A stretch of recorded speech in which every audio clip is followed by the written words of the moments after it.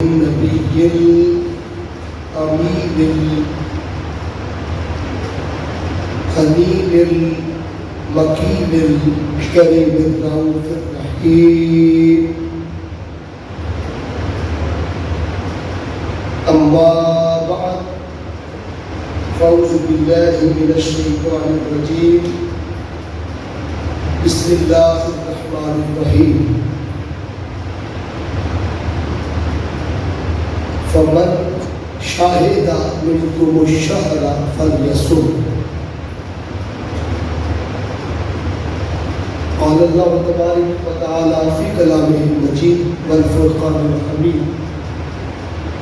قل لا أسألكم عليه أجرا إلا المودة في القربى.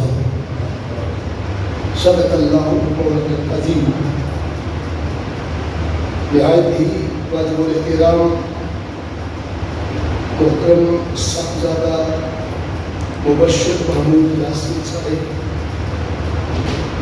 محترم المقام محمد یاسین صاحب، محترم سید صادق حسین صاحب، اور آج کی محفل پاک کے مہمان خصوصی پیر سید تنویر حسین گیلانی، اور یہ عرس پاک کی سالانہ محفل پاک جو کہ قبلہ پیر طریقت مولوی محمود یاسین رحمت اللہ علیہ کے نام سے منسوب منعقد ہو رہی ہے، جو ذکر شہدائے کربلا کے حوالے سے خاص ہے۔ اللہ تبارک و تعالیٰ آج کی محفل پاک کا قل اجر و ثواب پیر صاحب کو قبر میں عطا فرمائے، اور خالق کائنات اس کے صدقے ان کے درجے بلند فرمائے۔ آج کی محفل پاک میں تحریک منہاج القرآن کے ضلع صدر مختار احمد لودرا صاحب، پاکستان عوامی تحریک کے صدر محترم محمد اعظم گجر صاحب، محترم سیف اللہ کارڈ صاحب، اور دیگر جتنی بھی شخصیات، علماء کرام، ثنا خنان شیری صاحب اور حاضرین شامل ہوئے، اللہ کے حضور دعا کرتے ہیں خالق کائنات سب کا آنا اپنی بارگاہ میں قبول و منظور فرمائے۔ اور اس عنوان کے ساتھ مجھے یہ خوشی ہوئی کہ پروگرام عرس پاک کا ہے، محفل ایصال ثواب کی ہے سالانہ، اور اس میں ذکر شہدائے کربلا کو رکھا گیا ہے۔ شاید کسی کے ذہن میں خیال آئے، میں اس خیال کو تھوڑا سا کلیئر کرنے کے بعد آگے اپنے موضوع کی طرف بڑھوں کہ ایسی محافل میں تو قرآن خوانی ہوتی ہے، اور بزرگ ہستیوں کی خدمت میں ایصال ثواب کے لیے قرآن کلیکٹ ہوتے ہیں اور قرآن خوانی کی جاتی ہے اور سپارے اکٹھے ہوتے ہیں اور وہ مرحوم کی خدمت میں پیش کیے جاتے ہیں۔ یہ بات ذہن میں رکھیں، اللہ کرے ہمارے ایصال ثواب کی کائنات میں جتنی محافل ہوتی ہے وہ محافل فقط قرآن خوانی تک محدود نہ رہے۔ ایصال ثواب اگر میرے آقا نے جوڑ کر فوت شدگان کے لیے اور تربیت کے لیے زندگی میں اگر تاجدار کائنات صلی اللہ علیہ وسلم نے اناؤنس کیا ہے تو وہ فقط قرآن نہیں، قرآن کے ساتھ محمد کی آل کو بھی جوڑ کے کیا۔ اور یہ بات ذہن نشین رہے، بزم پنجتن پاک کو مبارکباد پیش کرتا ہوں اس عنوان کے ساتھ اس محفل کے انعقاد میں اسپیشلی، کیونکہ لوگ فقط ایصال ثواب کو قرآن خوانی تک لمیٹڈ کرتے، محدود کرتے، جبکہ ایسا قرآن فائدہ مرحوم کو دیتا ہی نہیں ہے جس قرآن خوانی کے اندر مصطفیٰ کی اہل بیت کی محبت شامل ہے، اور حضور کی اہل بیت اگر سینوں میں موزن نہ ہو. اور میں اس پر قرآن مجید سے ایک دلیل آپ کی نظر کروں گا.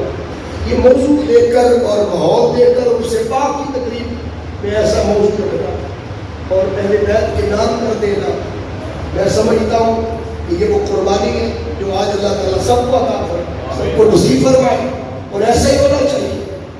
اس پر میں قرآن پاک سے ایک دلیل آپ کو دے دوں. اللہ رب العزت رب العالمین ہے. اس نے فرما دیا بسم اللہ الرحمن الرحیم الحمدللہ بولیے نا رب العالمین.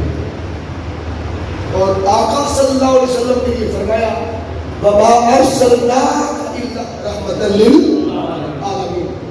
اب محب اور محبوب دونوں عالمین کے لیے، ایک عالمین کا رب ہے اور ایک عالمین کے لیے بولو رحمت ہے.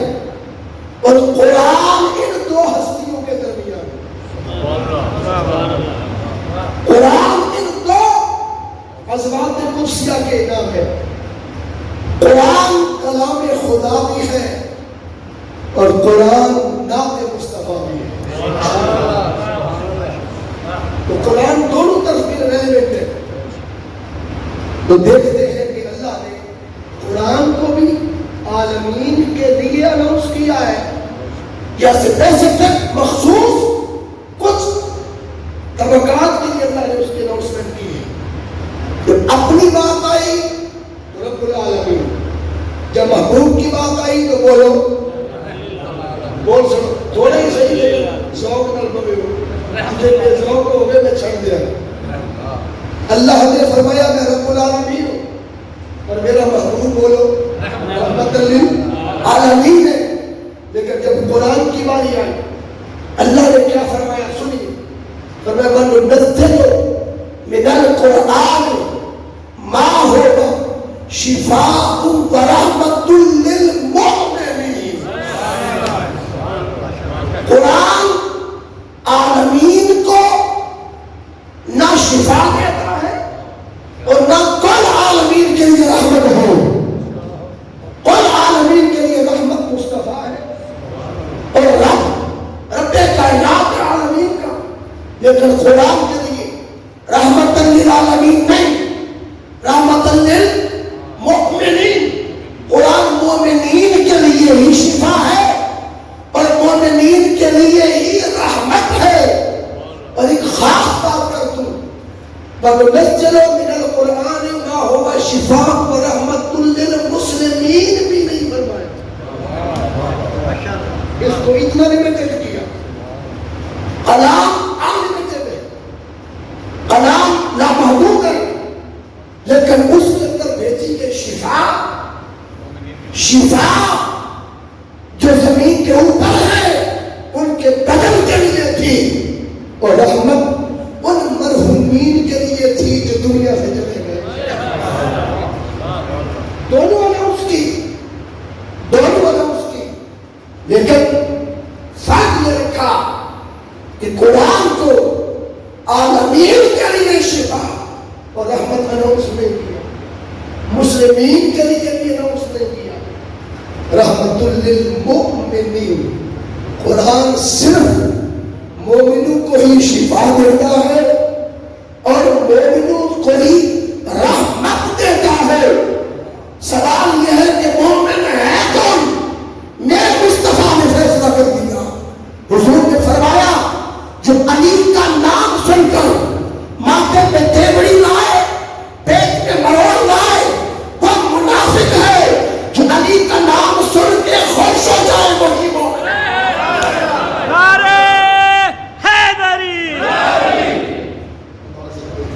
وہی مومن ہے.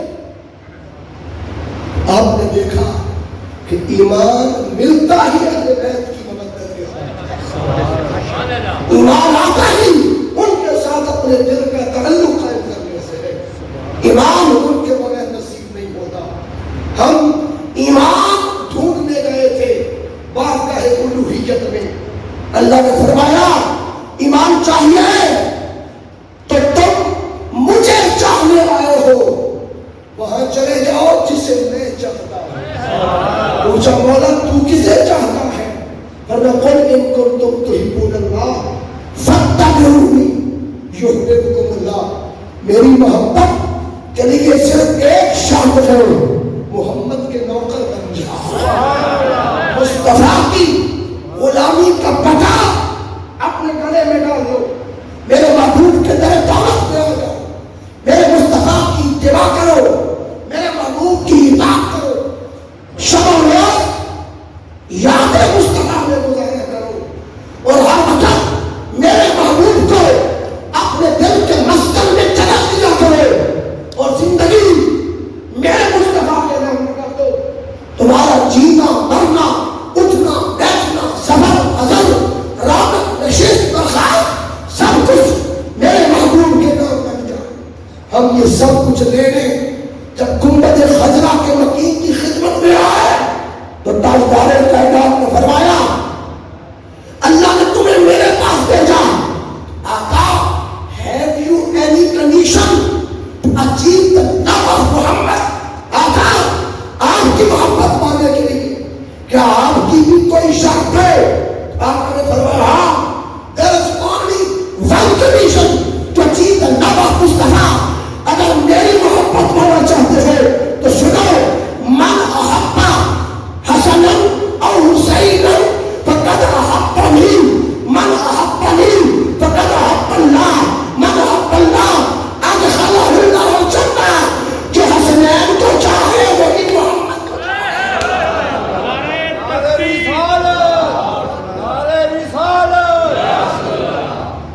اور جو مصطفیٰ کو چاہے وہ خدا کو چاہے، اور جو اس راستے سے خدا کو چاہے جنت بھی اسی کو چاہتی ہے،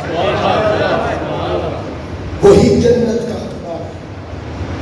آپ نے دیکھا کہ قرآن ہر کسی کے لیے رحمت نہیں ہے.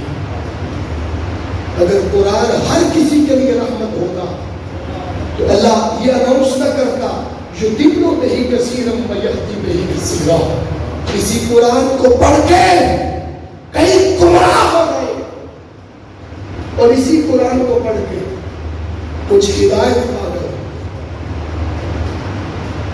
شمر کے خیموں میں بھی قرآن کی تلاوت ہوتی تھی، نمازیں ادھر بھی ہوتی تھی، جماعت ادھر بھی ہوتی تھی، قرآن ادھر بھی وہی تھا، قرآن ادھر بھی وہی تھا. قرآن میں فرق نہیں، لیکن جس سینے میں جانا تھا اس سینے میں فرق ہے. یہ وجہ تھی کہ تاجدار کائنات صلی اللہ علیہ وسلم نے فرمایا قیامت کے قریب ایک ایسا طبقہ آئے گا، قرآن پڑھیں گے، قرآن ان کے حلق سے نیچے حدیث پاک بخاری شریف کی حدیث ہے، صحیح بخاری شریف کی، باب المنافقین. قرآن ان کے حلق سے بولو نیچے نہیں اترے گا. اب بتائیے حلق کسے کہتے ہیں؟ اگر قاری حضرات بیٹھے ہو جو قرات کے قاعدے جانتے ہیں وہ کہتے ہیں حلق اس نازک ہڈی، جو ہڈی باہر گھنڈی جس کو کہتے ہیں گھنڈی، اس تک جہاں تک آپ غسل کے وقت پانی پہنچاتے ہیں تو غسل کے لیے وہ غرارے کرتے ہیں تو سارا پانی باہر آ جاتا ہے. بولیے سارا باہر نہیں آتا. جب آپ غرارے کرتے ہیں نیچے تک جو غسل کے غرارے تو کچھ قدر بولو آپ کے حلق سے نیچے اتر جاتے ہیں.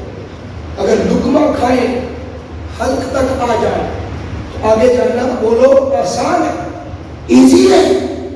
اللہ کہتا ہے کہ قرآن محبوب نے فرمایا قرآن ان کے حلق تک آتا ہے. تو جب حلق تک آ گیا آگے جانا تو بڑا آسان تھا. لقمہ بغیر پانی کے یہاں سے آگے چلا گیا، غسل کے قطرے خود بخود آگے چلے گئے. ہم باہر نکالنا چاہتے تھے کچھ نہ کچھ چلے گئے. یہی وجہ ہے کہ فقہ نے احتیاط دی ہے کہ جب ماہ رمضان ہو اور روزے کی حالت میں غسل کرنا پڑ جائے تو پھر غرارے نہ کرے. یہ احتیاط کیوں دین نے دی کہ قطرے خود بخود بولیے یہاں آ کر اندر جانے کا خدشہ ہے اور جا سکتے ہیں. پتہ چلا جو چیز حلق تک آ جائے ایزیلی آگے کنورٹ ہونا اس کے لیے آسانی تھی. قرآن حلق تک آیا, مشکل علاقہ گزر آیا, حلق سے آگے سینے تک نہیں گیا. آپ پوچھیں گے قرآن باہر سے اندر نہ آتا, حلق تک کیوں آیا؟ اس لیے کہ قرآن حلق تک آ کر اندر جھانک کے دیکھتا ہے. اس کے سینے میں محمد کی آنکھ کی مبت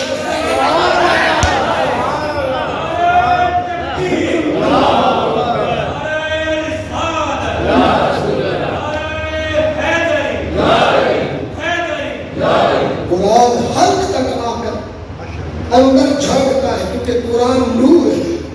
وہ نور اپنی نوری آنکھ سے اندر جھانک کے دیکھتا ہے اندر منافقت کا اندھیرا ہے یا ایمان کی روشنی ہے, اندر بدبختی کا اندھیرا ہے یا خوش بختی کا چادر ہے, اندر شکیل القلبی ہے یا خوش بختی ہے, یا قلب سلیم ہے یا قلب منیب ہے. قرآن اندر جھانکتا ہے. اس کے حلق سے اس لیے نیچے نہیں اترتا کہ وہ منافق ہے. قرآن فیصلہ کرتا ہے جہاں اہل بیت اور مصطفیٰ کی منافقت ہو وہاں قرآن بھی نہیں آتا. ارے جہاں ان کی محبت ہوتی ہے قرآن نہیں.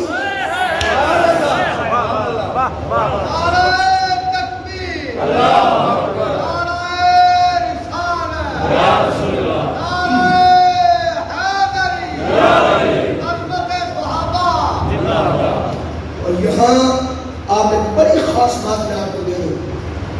یہ وجہ تھی کہ تاجدار کائنات صلی اللہ علیہ وسلم نے ارشاد فرمایا تھا ترکت فیکم ثقلین, میں نے تمہیں ایک نہیں دو وزنی نعمتیں عطا کی ہیں جو قیامت تک تمہارے لیے فالو کرنا, ان کی اتباع کرنا, ان کو اچیو کرنا, ان کو حاصل کرنا, ان کو پانا تمہارے لیے کنڈیشنل ہے, کنکلوسیو ہے, کمپلسری ہے, مسٹ ہے, واجب ہے, فرض ہے. ان میں سے ایک بھی جدا کی گمراہ ہو جاؤ گے, دونوں کو ملا کے سینے میں لے جاؤ گے, دنیا بھی سنور جائے گی, آخرت بھی سنور جائے گی. ثقلین ثقل سے ہے, ثقل کہتے ہیں وزنی شے. آپ سائنس میں کیمسٹری پڑھیں, فزکس پڑھیں, وہاں ثقل کا لفظ استعمال ہوتا ہے. ثقل کہتے ہیں جو چیز وزنی, ایک لطیف ہوتی ہے ایک کثیف ہوتی ہے. سائنس میں آپ نے پڑھا تھا کچھ چیزیں لطیف ہوتی ہیں اور کچھ بولیے کثیف ہوتی ہیں.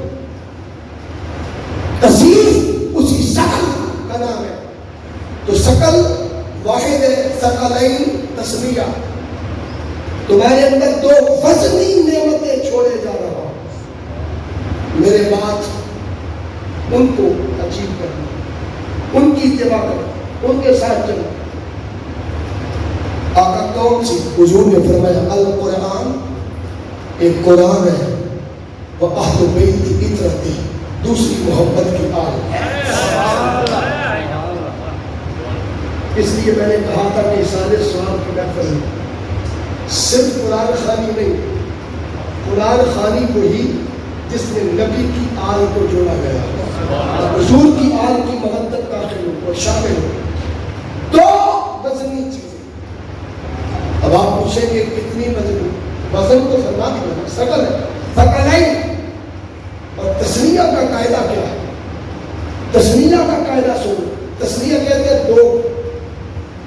تسنیہ کا قاعدہ یہ ہے کہ اس کی خصلت, ان دونوں کی نزاکت, ان کی طبیعت کا ایک جیسا ہونا ضروری ہے.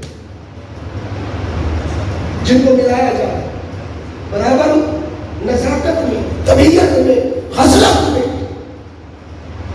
یہ نہیں کہ ایک تھوڑی وزنی ہے اور ایک زیادہ وزنی. وزن بھی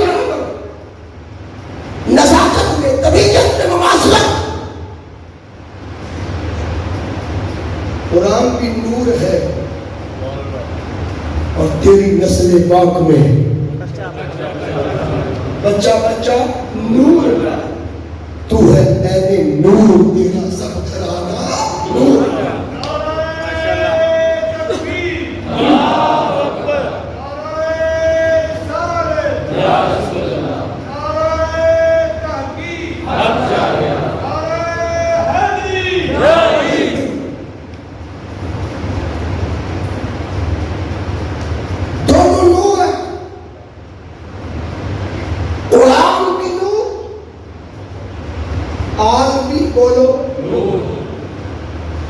اور اگر اس شعر کو آپ اس طبیعت سے پڑھ لیں کہ ہم نذرانہ عقیدت بھی پیش کر لیں، تو اس ایک شعر کو اگر مل کے پڑھ لیں کہ تیری نسل پاک میں ہے بچہ بچہ نور کا، آقا تیری نسل پاک میں ہے بچہ بچہ نور کا، تیری نسل پاک میں ہے بچہ بچہ نور کا، تو ہے نور تیرا سب گھرانہ نور کا، تو ہے نور تیرا سب گھرانہ نور کا، تیری نسل پاک میں ہے۔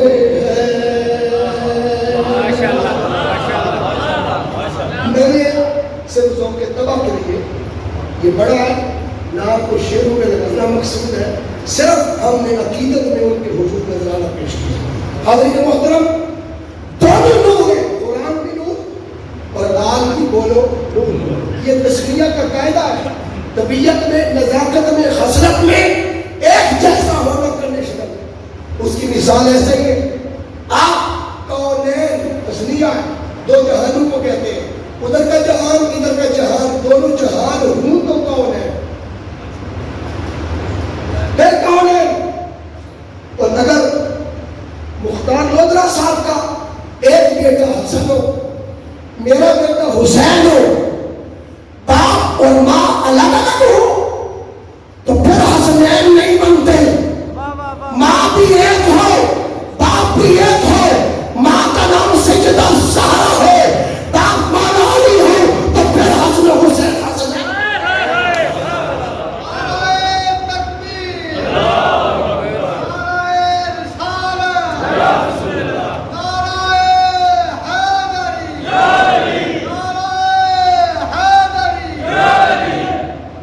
دونوں ایک خون سے، ایک طبیعت سے، ایک وجود سے ہوں، انہیں حسنین کہتے ہیں۔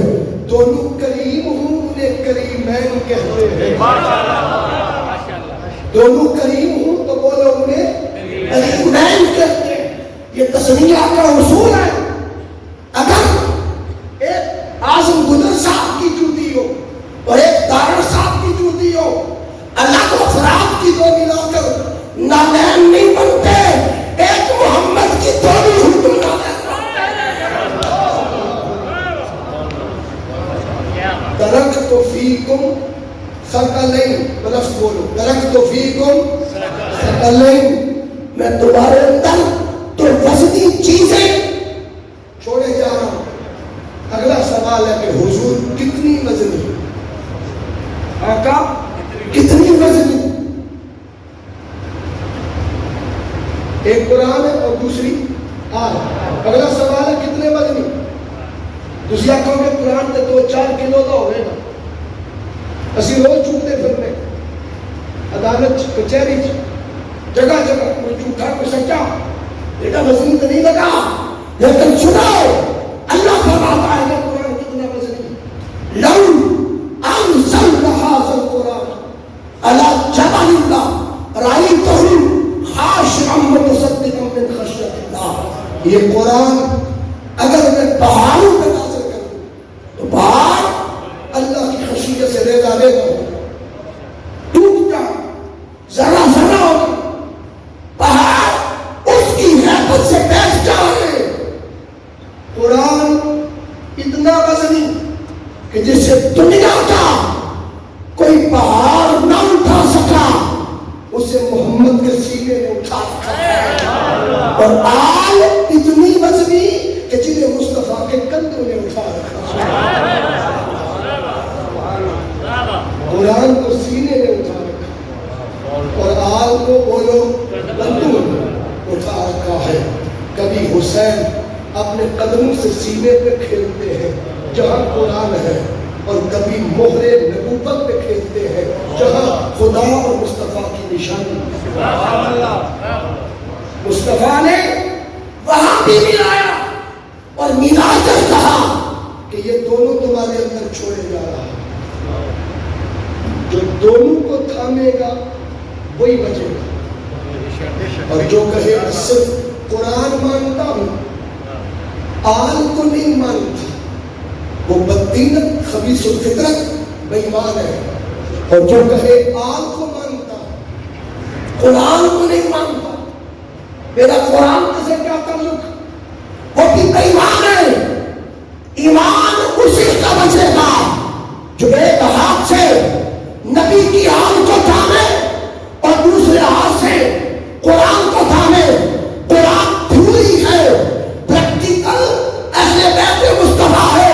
قرآن نے کہا تھا بل احیاء عند ربہم یرزقون، شہید زندہ ہوتا ہے۔ اہل بیت کے چشم چراغ نے نیزے پہ چڑھ کے بول کے زندگی بتا کے قرآن پڑھ کے قرآن کو مخاطب کر کے کہا قرآن تیری تصدیق دنیا میں رہ کر حسین نیزے کی نوک پہ کر رہا ہے، تو نے سچ کہا ہے کہ شہید زندہ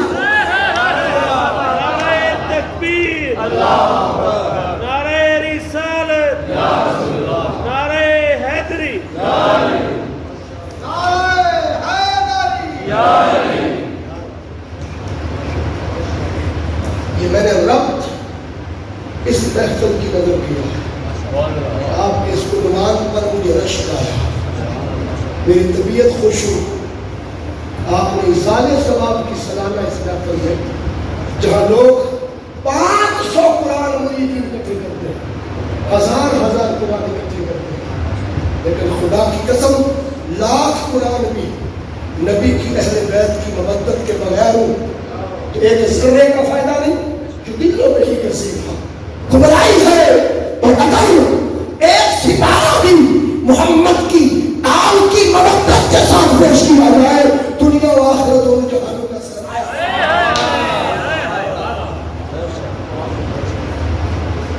اور میں چونکہ سرے گا یہ ربط ہے، ایک جملہ دے کر کے میں مودت پر کروں، مودت کی ضرورت شہادت ہے، اس پہ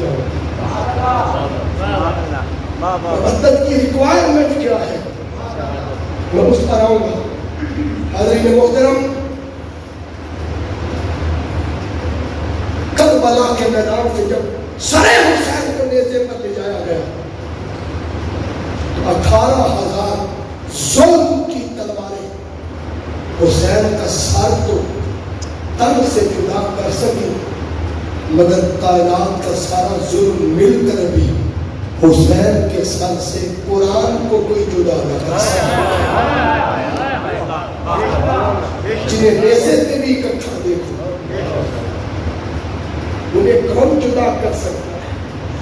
ضرورت ہے وقت کی، ان دونوں کو سینے میں بھی جگہ، قرآن اسی کو فائدہ دے، اور قرآن ان کی مودت و محبت سے پڑھو۔ خالی قرآن نہیں، فرض نماز بھی پڑھو تو آل پر درود نہ پڑھو تو تیری نماز نہیں ہو سکتی، یا فرض نہیں ہو سکتا، یا بولیے فرض نہیں ہو سکتا۔ انسان جو سنت و نفلی عمل ہے اس میں کیسے جاتا ہے؟ اللہ کو فرض بھی ان کی ساتھ تعلق حبی کے بغیر قبول بولو نہیں۔ سن لیں، روٹین میں پورا قرآن کھول کے پڑھ لیں۔ اللہ نے جہاں بات کی ہے محبت کی بات کی، قُلْ إِن كُنتُمْ تُحِبُّونَنِي فَاتَّبِعُونِي يُحْبِبْكُمُ اللَّهُ إِنَّ اللَّهَ يُحِبُّ الْمُتَوَكِّلِينَ۔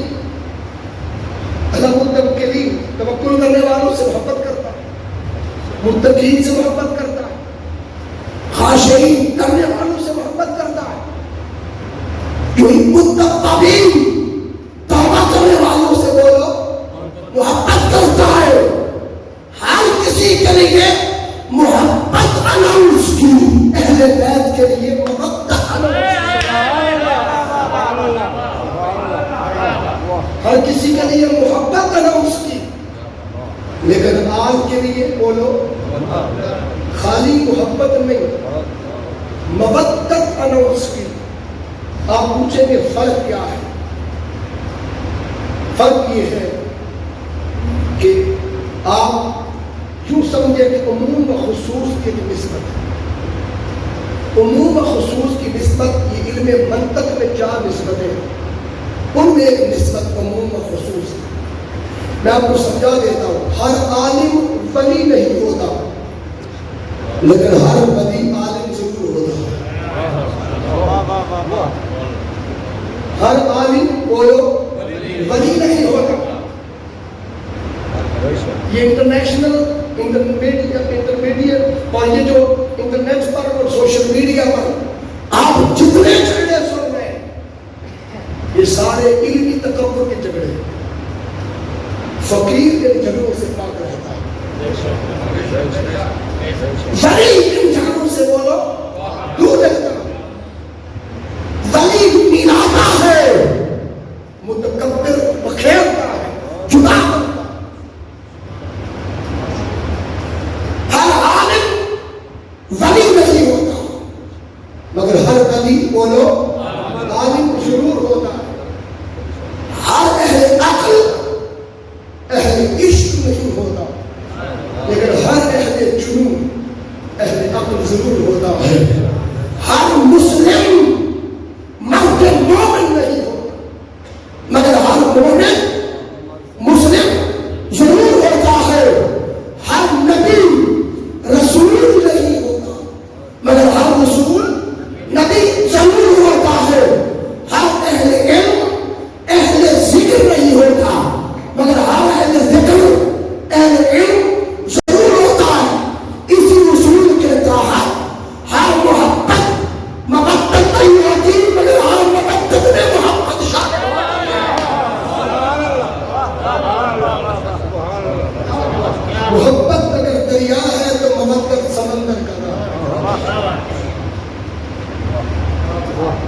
محبت کا دریا سمندر ہے اور پہلے محبت میں گرا دیا جاتا ہے۔ علماء سے محبت کرو، ماں باپ سے محبت کرو، اولاد سے محبت کرو، رشتہ داروں سے محبت کرو، یتیموں سے محبت کرو، مسکینوں، مظلوموں، معصوم، مجبور پڑوسیوں سے محبت کرو، مرشد خانے سے محبت کرو، حلال تجارت سے محبت کرو، اپنی ذات میں حق پر محبت کرو، جائز محبت جہاں ہے کرو۔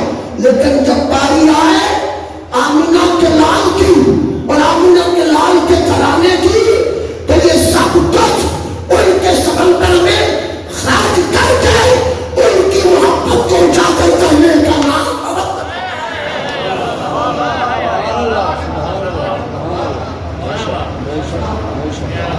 اس لیے کہا لا یؤمن احدکم حتی اکون احب الیہ من والدہ وولدہ والناس اجمعین، وفی روایت البخاری لن یؤمن احدکم حتی اکون احب الیہ من نفسہ۔ جب تک اپنے ماں باپ سے کی گئی محبت، منع نہیں ہے کرو، اولاد سے کی گئی محبت، جمی انسانوں سے کی گئی محبت، یہاں تک کہ اپنی جان سے بھی کی گئی محبت، محمد کی محبت میں قربان نہیں کرتے، مومن ہو نہیں سکتے۔ اور جب قربان کر دی تو پھر دریائے محبت کو سمندر اہل بیت اور مصطفیٰ کی محبت میں ہوتا سال کر دو، اسی کا نام محبت اہل بیت ہے۔ آقا نے فرمایا کہ اللہ نے مجھے حکم دیا، میں نے خود نہیں مانگا، کیونکہ میں دینے والا ہوں، میں دینے والا ہوں۔ اللہ نے کہا قل، محبوب انہیں کہہ دیجیے۔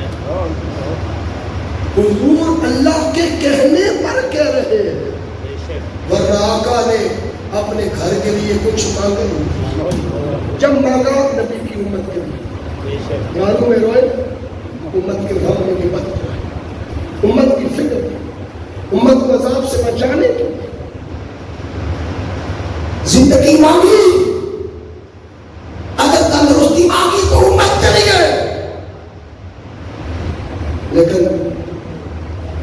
آقا جو صلی اللہ علیہ وسلم نے اللہ کے کہنے پر فرمایا قل لا اسألکم علیہ اجرا، محبوب نے فرما دیجیے میں نے ساری زندگی اے امتیوں تمہارے نام کر، میں نے ساری حیات اے انسانوں تمہیں دے دی، میں اپنی ذات کے لیے دنیا میں نہیں آیا ہوں، تمہاری خاطر بھیجا گیا، میرا تشریف لانا بھی تمہارے لیے بہتر ہے، حیاتی خیر لکم ومماتی خیر لکم، میرا وصال فرمانا بھی تمہارے لیے بہتر ہے، تاکہ آگے جا کر تمہارے لیے جنت کا اہتمام کروں، تاکہ آگے جا کر تمہارے لیے بخشش کا انتظام کروں۔ اس لیے میں نے زندگی دے دی، تمہیں دین کی دعوت دی، شریعت کا نظام سمجھایا، تمہاری خاطر پتھر کھاؤ، تمہاری خاطر گالی کا کھاؤ، تمہاری خاطر لہو جسم سے نکلوایا، تمہاری خاطر میں نے کیا کیا دکھ، کیا کیا تکلیفیں برداشت نہیں کی، سب کچھ کر کے بھی لا اسألکم علیہ اجرا، اس کے سلے میں تم سے ایک شے بھی نہیں مانگا، اور تم ضمیر مخاطب جمع ہے، بولیے تم ضمیر مخاطب جمع ہے، تم سب سے نہیں مانگا، یہ نہیں کہ کچھ کو مانگ لیا تو کچھ کو نہیں، قوم میں صدیق اکبر بھی ہے رضی اللہ، فاروق اعظم بھی ہے، عثمان غنی ذوالنورین بھی ہے، حیدر کرار بھی ہے، 7 لاکھ صحابہ بھی ہے، تابعین بھی ہے، تبع تابعین ہے، اتباع تبع تابعین بھی ہے، اولیاء بھی ہے، صلحاء بھی ہے، اتقیاء بھی ہے، صوفیاء بھی ہے، اغیاث بھی ہے، اقطاب بھی ہے، اولاد بھی ہے، غلام بھی ہے، مومنین بھی ہے، مومنات بھی ہے، انسان بھی ہے، قل لا اسألکم علیہ اجرا، تم میں سے کسی ایک سے بھی میں نے نہیں مانگا، کیوں؟ انما انا قاسم واللہ یعطی، اللہ جو عطائیں کرتا ہے میں تو تقسیم کرتا ہوں، دینے والا میں مانگنے والا نہیں، میں تو دینے والا سخی قاسم، تمہیں بانٹتا ہوں، تمہارے پاس جو رزق، روٹی، علم، عمل، سخاوت، طہارت، بندے کی عبادت کے نور آتے ہیں، وہ سب روزے رسول پہ مار کے دیتا ہے، میرے ہاتھوں کے توسط سے دیتا ہے، میری زلفوں پہ مار کے دیتا ہے، میرا صدقہ تمہیں دیتا ہے، لا اسألکم، اس کے بدلے میں تم سے کوئی صلہ، کوئی اجر، کوئی معاوضہ نہیں مانگتا، ساری زندگی تمہیں دے دی، ایک شے بھی نہیں مانگی۔ اللہ نے کہا محبوب ایک دے مانگ لو، اور وہ کیا؟ اِلَّا الْمَوَدَّةَ فِي الْقُرْبَى، اِلَّا الْمُحَبَّةَ نہیں، اِلَّا الْمَوَدَّةَ فِي الْقُرْبَى، میرے اقربا سے مودت اختیار یا اختیار کرنا، بولیے مودت۔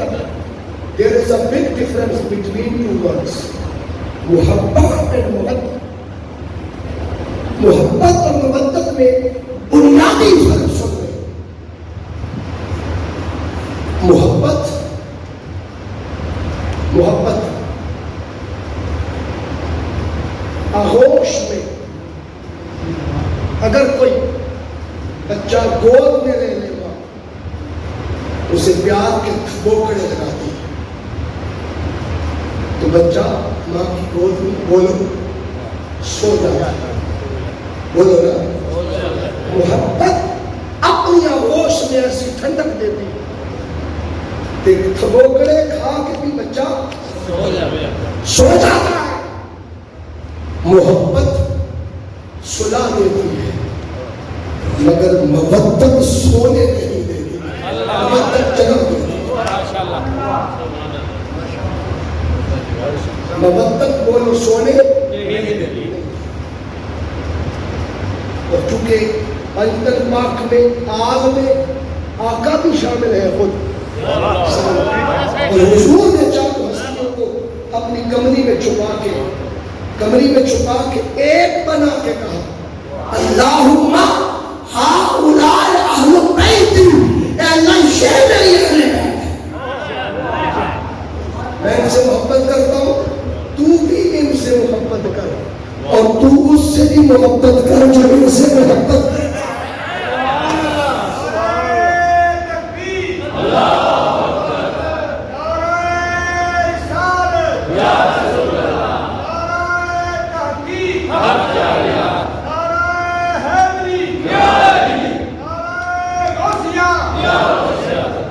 محبت کرو تب بھی ان کو شامل ہے.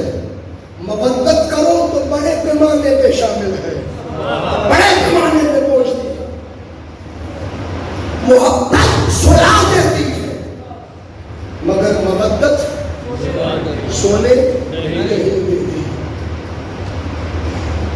اس کی دلیل اگر دو تو چونکہ یہ محفل پاک اس سے پاک کی تقریب بھی اور خلیفہ اول حضرت ابوبکر صدیق رضی اللہ تعالیٰ عنہ کی ذات اقدس کو صرف ایک ہنس کے طور پر اگر لے کر پھر آگے کربلا والوں کے پاس جانا تو چونکہ محبت سلا دیتی ہے مودت پیمانہ وفا پہ ہوتی ہے. وفا سونے نہیں دیتی. 400 سے ہوا ہے ابھی ٹوٹل کتنے بلکہ 350 مکی زندگی. آقا نے 1 سال پہلے ہجرت سے ارشاد فرمایا ان قریب ایک رات آئے گی جب میں مکہ چھوڑ کر مدینہ چلا جاؤں گا اور آپ میں سے کوئی ایک میرا ساتھی ہوگا. حضور نے نہیں فرمایا کہ فلاں بن فلاں میرے ساتھ ہوگا. پورے سال وہ نام چھپائے رکھا. کیوں؟ سب کو امید لگا دی کہ وہ ایک کون اس پیمانے پہ اترتا ہے کوشش کر کے دیکھو. سب کے لیے دروازہ کھولتے. جب مرشد اپنے مریدوں سے بات کرتے ہیں تو اجتماعی سب کو پیغام ہوتا ہے کہ جو اس مقام میں ہونا چاہے آفر سب کے لیے. اپنا آپ سنبھال کر اس درجے پہ آ جائے تو خلافت اس کے لیے چاہے غریب ہو چاہے امیر ہو. انٹرنیٹ کی خلافت نہیں ڈائریکٹ جو اس زمانے پہ آ جائے کھلی آفر ہے. کلاس میں استاد ایک بچے کو نہیں سب کو خوشخبری دے گا کہ آپ میں سے جو کوئی بھی اس پوزیشن پہ آئے گا اس کو یہ انعام ملے گا. کوئی بھی محنت کر کے اوپر آ جائے. جب قیادت اپنے کارکنان سے بات کرتی تو قیادت کسی کا نام مینشن نہیں کرتی.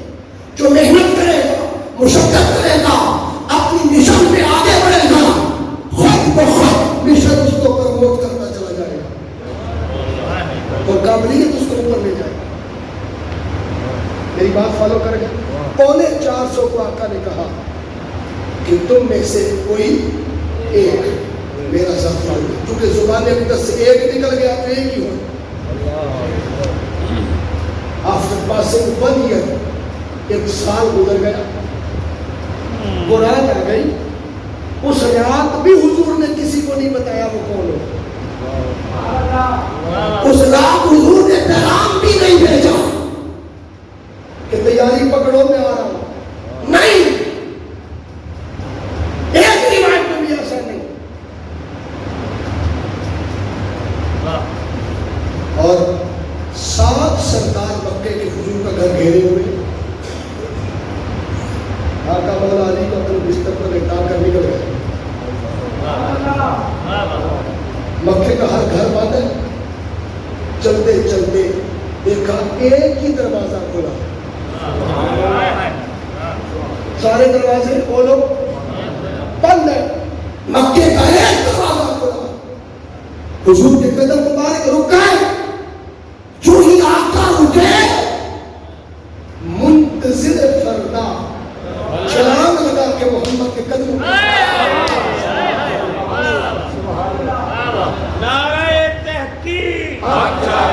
حضور کے قدموں میں آ گئے. میرے آقا نے فرمایا ابو بکر آرام ہے. ابو بکر آقا میں جس نبی کے چلتے ہوئے قدموں کی آواز ہی نہیں آتی تھی اس نبی کے قدموں کی آواز بھی سن لیتا ہے. عائشہ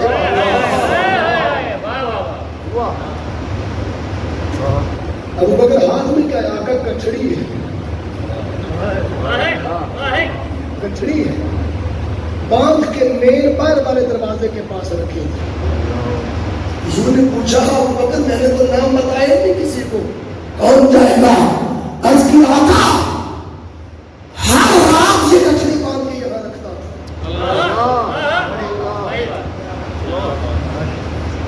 ابو بکر رات کو سویا ہوا آدھی رات کے وقت پہ دشمن کنگناتا پھر رہا ہے. اور آپ کو تو ہر کوئی جانتا ہے میرے قریبی ساتھی. میرے گھر کو خطرہ ہے تو آپ کے گھر کو بھی خطرہ تھا لیکن کھولے کیوں رکھا؟ عرض کی آقا جو مودت والا ہوتا ہے وہ دشمن کی پرواہ نہیں کرتا، وہ محبوب کا انتظار کرتا ہے. محبوب کا انتظار کرتا ہے. ابو بکر سوئے نہیں. عرض کی آقا آپ تو آج رات کی بات کرتے ہیں. قسم ہے پیدا کرنے والے رب کی 1 سال پہلے جب آپ نے فرمایا تھا کہ میں جاؤں گا کوئی ایک میرا ساتھی ہوگا، پورے سال میں میں کسی رات سویا ہی نہیں. ہر رات دروازے پر بیٹھ کر محمد کا انتظار کرتا. مودت سونے بولو، مودت سونے نہیں دیتی. 3 دن کتنے بولو؟ 3 دن غار میں رہے. ارے سوری 3 دن. ایک روایت بھی نہیں آتی کہ صدیق اکبر نے آنکھ لگائی ہو. ہر روایت میں یہی آتا ہے گود ابو بکر کی تھی سر مصطفیٰ. بولو یہی آتا ہے. میں نے آپ کو مودت کی ابھی ابتدا بتائی ہے. یہ مودت کی ابتدا ہے. جاگنا راتیں قربان کرنا. لیکن اللہ کی عزت کی قسم اگلی بات سنو گے تو روح درد اٹھے گی کہ مودت کی انتہا کیا ہے. مودت کی انتہا میں بھی سب سن لو. ماں کو بچے سے محبت ہے. ماں کو بولو بچے سے محبت ہے. اللہ نہ کرے وہ بچہ گود سے گر کے نہر میں جا گرے. ماں دیکھتی رہے گی یا چھلانگ لگا دے گی؟ ایک جواب بھی نیگیٹو نہیں ہے. مبارک کو آپ صحیح سمجھے. ماں کیا کرے گی؟ بولو چھلانگ لگا دے گی. بچے کو بچا لے گی. آگ میں کود جائے گی. بولو بچے کو بچا لے گی. محبت کا فریضہ ہے کہ محبت بچا لیتی ہے. محبت بچاتی نہیں. المسلم میں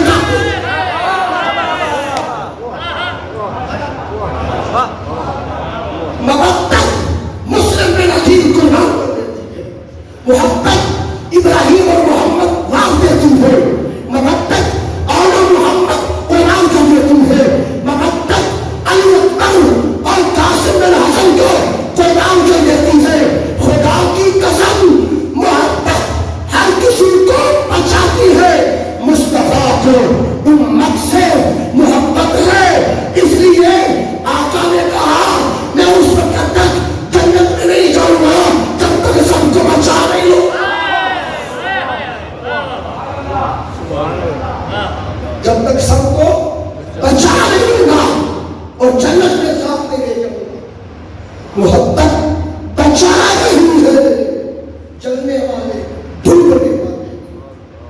مودت لٹا رہی ہے. مودت کا تقاضا قربانی، اس کے بغیر جینا نہیں. مودت اس کے ساتھ زندگی ہے جس سے مودت ہے. اس کی مثال مفتی احمد یار خان نعیمی رحمۃ اللہ علیہ نے تفسیر نعیمی میں لکھی. آپ فرماتے ہیں کہ مینڈک اور کچھوے کو پانی سے محبت ہے، مودت نہیں. 6 مہینے پانی میں بھی رہ دیتے ہیں اور 6 مہینے وہ لوگ پانی کے بغیر ریت میں خشکی میں بھی رہ دیتے ہیں. لیکن مچھلی کیا پانی سے خالی محبت نہیں، مودت ہے. جو ہی نکالو بھڑکتی ہے، جو ہی نکالو بھڑکتی ہے، اور پیچھے کرو بھڑکتی ہے، اور تو لے جاؤ مر جاتی ہے. وہ کہتی ہے میں نے پانی کے بغیر زندہ نہیں رہنا. پتہ چلا مودت کا تقاضا یہ ہے مر جانا مگر محمد کی نام کے بغیر.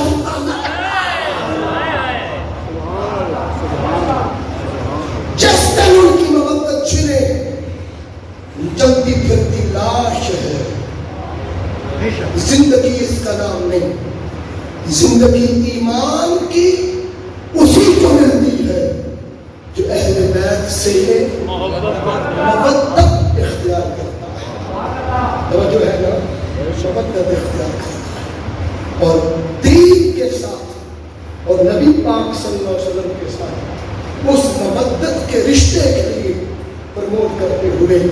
اگر ایک رشتہ مودت اگر اس انداز سے دیکھیں تو ابتدائی حصے میں دیکھیں تو 72 تن جو کربلا میں شہید ہوئے ان میں سب سے ضعیف عمر اور سب سے بوڑھے امام حسین علیہ السلام کے ساتھی، ان کا نام تھا حضرت حبیب بن مظاہر.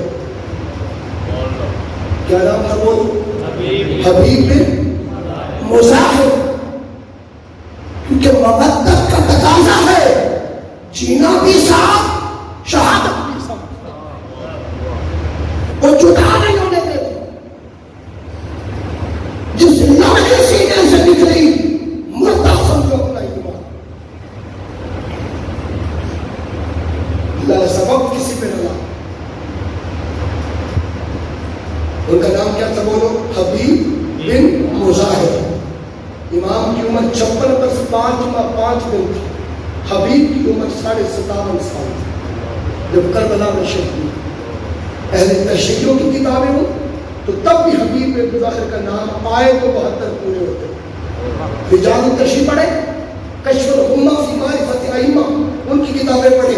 اہل سنت میں ابن اسیر کو پڑھے، امام حاکم کے مستدرک پڑھے، البدایہ والنہایہ پڑھے، ابن اساکر کو پڑھے. 72 قرن پورے تب ہوتے ہیں جب حبیب بن مظاہر کا نام داخل. جب امام حسین کی عمر طیبہ 5 سال تھی اور حبیب کی عمر 6 سال تھی، ادھر 5 تھی ادھر 6 سال کا فرق. میرے آقا 6 مہینے تک جب اہل بیت کے گھر سے گزرتے تو کہتے ہیں السلام یا اہل بیت محمد. مصطفیٰ کے گھر والوں نماز کا وقت ہو گیا. اب یہ ذہن سے نکال دے کہ آقا انہیں نماز کے لیے جگاتے تھے. بات یہ نہیں ہے، ان کے گھر میں تو سونا تھا ہی نہیں. ان کے تو بچہ رات کو جگرتے میں رہتا تھا، اس لیے نہیں جگاتے تھے کہ معاذ اللہ کا وہاں کوئی معاذ اللہ استغفر اللہ کو نماز کی غفلت کا خطرہ تھا. نہ ایسی بات نہیں ہے.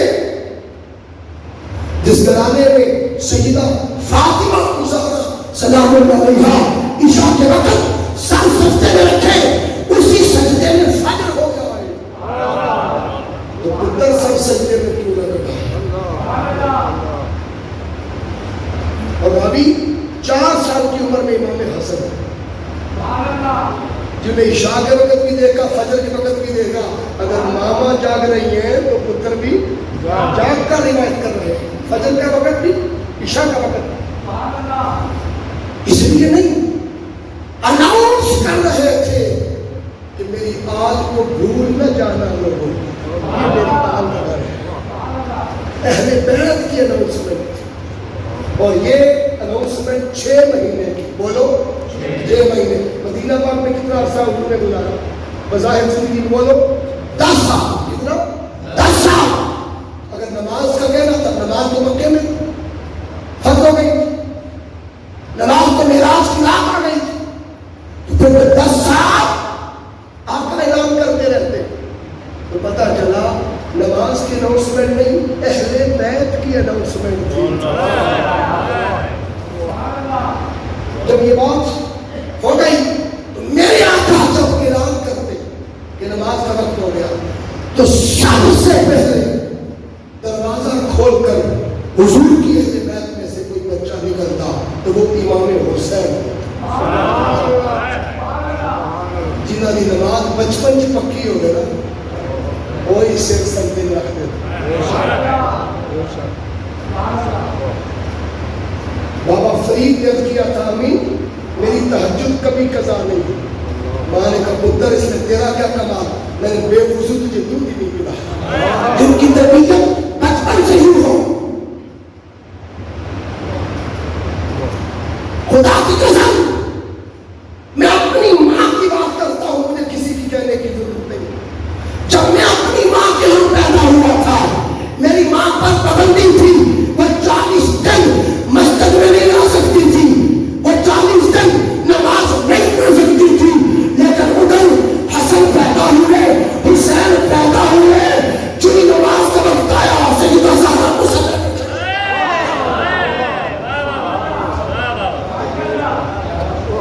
ان کے وضو کی باتیں کرنا، ان کا وضو نہیں تھا۔ جن کو قرآن کہے وَيُطَهِّرُكُمْ، بولو تطہیرا، وہ سوئے ہوئے بھی یطہرکم ہے، وہ جاگتے بھی تطہیرا ہے، وہ ہر حال میں وَيُطَهِّرُكُمْ تطہیرا۔ ہمیں ہوش کے ناخن لینے، پہلے تو امام کا وضو ٹوٹا ثابت کرو، ٹوٹا کب تھا؟ مولوی صاحب اپنے وضو کی فکر کریں۔ میں آپ کو خطاب کر رہا ہوں مسجد میں آ کے، کسی کو پتا ہے میں وضو میں ہوں کہ نہیں؟ بولو، آپ کے سامنے میں اترا گاڑی سے، کیا میں نے آپ کے سامنے نہیں کیا نا؟ منہاج القرآن کا صرف ایک ہی خاصہ ہے، ہمیں اور کچھ ملا ہے وہاں سے نہیں ملا، وہ ایک الگ میٹر ہے، مگر خدا کی قسم اس ہستی نے ہمیں وضو ضرور دیا۔ کوشش کرو وضو میں رہا، وضو میں رہے، سب برائیوں سے بچتے۔ منہاج القرآن کے لائے عمل میں وضو پہ بھی شامل ہے، صرف پانی والا ہی وضو نہیں، آنکھوں کا بھی وضو، زبان کا بھی وضو، ہاتھوں کا بھی وضو، قدموں کا بھی وضو۔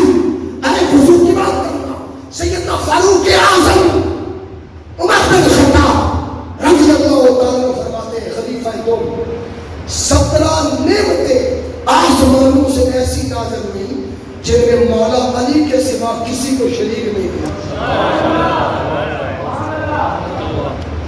بیان کرتے ہیں خلیفہ دوم عمر بن خطاب رضی اللہ تعالیٰ عنہ، جن 17 نعمتوں میں سوائے مولا علی کے کوئی انسان شامل نہیں، اور فاروق اعظم رضی اللہ تعالیٰ فرماتے اگر علی کی 17 میں سے صرف 3 مجھے مل جاتی، میں خود بھی بک جاتا اور 3 خرید لیتا۔ 17 میں سے کتنی؟ صرف 3 مجھے مل جاتی، میں بک جاتا خرید لیتا، لیکن پھر بھی انہیں کا ہی مقدر ہے، میں چاہتے ہوئے بھی نہیں لے سکتا، کیوں؟ وہ انہیں کا نصیب ہے۔ نمبر 1 فتح خیبر، حضور نے انہیں کا نصیب ہے۔ سیدہ فاطمہ الزہرا سلام اللہ علیہا صرف انہیں کے لیے تشریف لائی، انہیں کا حق ہے۔ اور نمبر 3 سنو تو وضو بھول جاؤ گے۔ میرے عمر فاروق اعظم رضی اللہ عنہ عدل کے تاجدار، آپ فرماتے ہیں خدا کی قسم حضور نے فرمایا علی جب لوگ چپی ہو جائیں جنابت غسل جنابت فرض ہو جائے، بندے پلید ہو جائیں، کوئی مسجد میں نہیں آ سکتا، مگر علی اس حال میں مسجد نبوی تیرا بھی گھر ہے میرا بھی گھر ہے، علی آپ بھی آ سکتے ہو، میں مصطفیٰ بھی آ سکتا ہوں،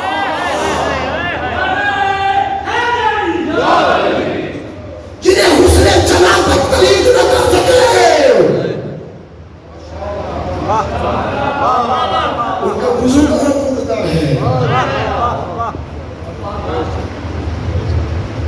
جہاں پانی گھونٹ پینے کا نہ تھا، وہاں وضو کا پانی نہ تھا، تو وہاں تیمم بھی نہ تھا۔ سیدہ زینب ہر شہزادے کو جو تیار کرتی تھی لکڑی کی کنگھی پھیرتی تھی، جسم کے کپڑے جھاڑتی تھی اور تیمم کروا کے بھیجتی تھی۔ دو ان کی وہ محتاجی نہ تھی، وَيُطَهِّرُكُمْ تیری نسل پاک میں ہے بچہ بچہ نور کا۔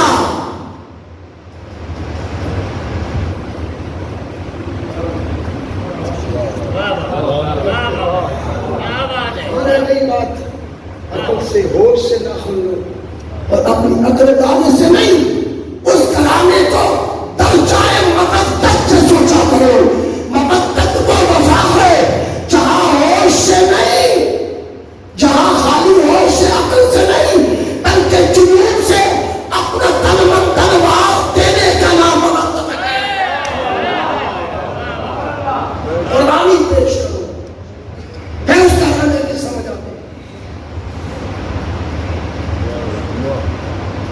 عقل عیار ہے سو بیس بدلنے کی، یہ سارے سوشل میڈیا میں جھگڑے عقل نے کھڑے کیے ہوئے۔ عشق کیا ہے، وفا کیا ہے، مودت کیا ہے؟ سنو، امام حسین علیہ السلام 5 سال کی عمر میں آقا کے بلانے پر سب سے پہلے دروازہ کھولتے نکلتے۔ حبیب بن مظاہر 6 سال کے تھے، قریب ہی گھر تھا، وہ بھی آواز سنتے، حسین کے پیچھے پیچھے وہ بھی نکلتے۔ آقا حسین جہاں قدم رکھ کے اٹھا لیتے، حبیب بن مظاہر جھک کر حسین کے قدموں کی مٹی چوم لیتے۔ یہ ان کا ہابی تھا، یہ ان کا مشغلہ تھا، چاہے ان کی کھیل کہہ لے، چاہے گیم کہہ لے، چاہے ان کی نسبت کا انداز کہہ لے۔ جب امام نکلتے قدم اٹھاتے، حبیب بن مظاہر جھکتے، وہ مٹی چومتے، پھر امام قدم اٹھاتے، پھر وہ چومتے، پھر امام اٹھاتے، پھر وہ چومتے۔ ایک دن روزانہ ایسے ہی ہوتا، روز ایسے ہوتا۔ ایک دن امام حسین علیہ السلام آقا کے بلانے پہ نکلے، کافی آگے چلے گئے، مسجد نبوی کا گیٹ آ گیا، دروازہ آ گیا، لیکن پیچھے مڑ کے دیکھا حبیب بن مظاہر نہیں آیا۔ چومنے والے کو اگر خبر ہے کہ جس کو چوما جائے وہ بے خبر نہیں ہوتا، انہیں بھی پتا ہوتا ہے۔ مڑ کے واپس آ گئے، شاید لیٹ ہو گئے ہوں گے، سو گئے ہوں گے، جاگے نہیں ہوں گے، میں انتظار کرتا ہوں۔ امام پھر اپنے گھر گئے، پھر تیار ہو کے پھر نکلے، اب آ جائے گا، مڑ کے دیکھا نہیں آئے، پھر گھر گئے، پھر نکلے، پھر مڑ کے دیکھا نہیں آئے۔ تیسری بات سیدھا حبیب بن مظاہر کے دروازے پہ چلا، تیرا مقدر حبیب تیرے دروازے پر حسین کھڑا ہوا، جس حسین کے لیے اللہ کی عبادت کھڑی ہے وہ حسین تیرے دروازے پر کھڑا ہے۔ دروازہ نام کر دی، ان کی والدہ نکلی، امی جان بھائی صاحبہ، فرمائی صاحبہ این حبیبی، میرا حبیب کہاں ہے؟ خالی حبیب نہیں، ایک گل کہنی ہو رہے کہ اسی سارے حسین دے غلام ہیں، یہ تو ہر کوئی کہہ رہے ہیں، لیکن جدو حسین کہہ دے نا کہ عمر میرا غلام ہے، ایک گل ہو رہے، ایک گل بولو، ہم سب اللہ کے بندے ہیں، لیکن جنہوں رب کہے یہ میرا بندہ ہے۔ اقبال کہتا ہے عبد دیگر عبد ہوں چیزیں دیگر، بندہ ہونا اور بات ہے، اس کا بندہ ہونا بولو اور بات ہے۔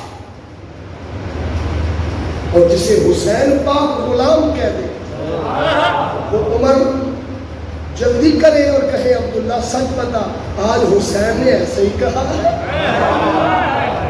وہ کہے حق علی لسان عمر، میں اس عمر کا بیٹا ہوں جس کی زبان میں حق بول دیا.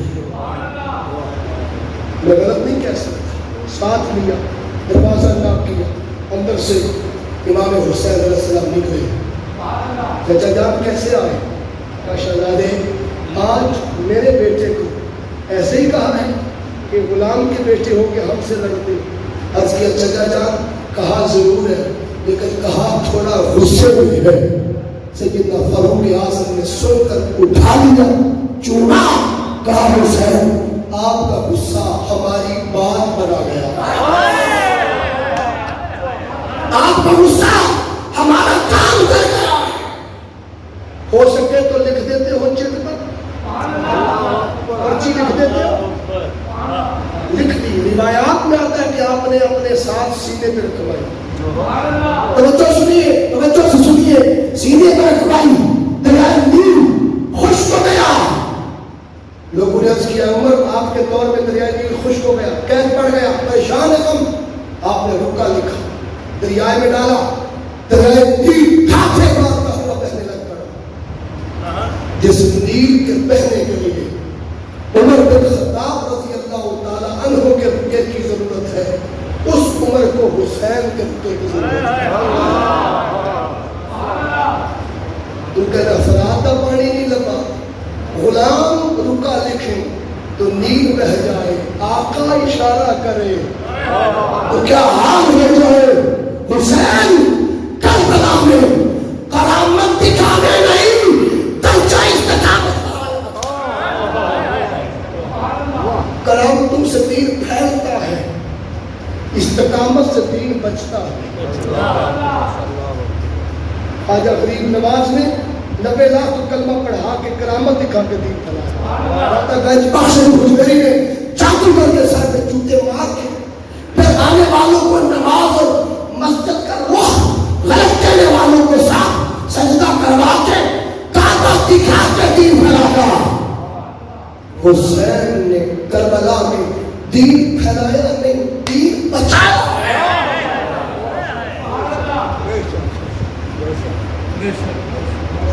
منبر پہ بیٹھو تو دین پھیلتا ہے، مسجد نبوی کا دین چھوڑو تو دین بچتا ہے.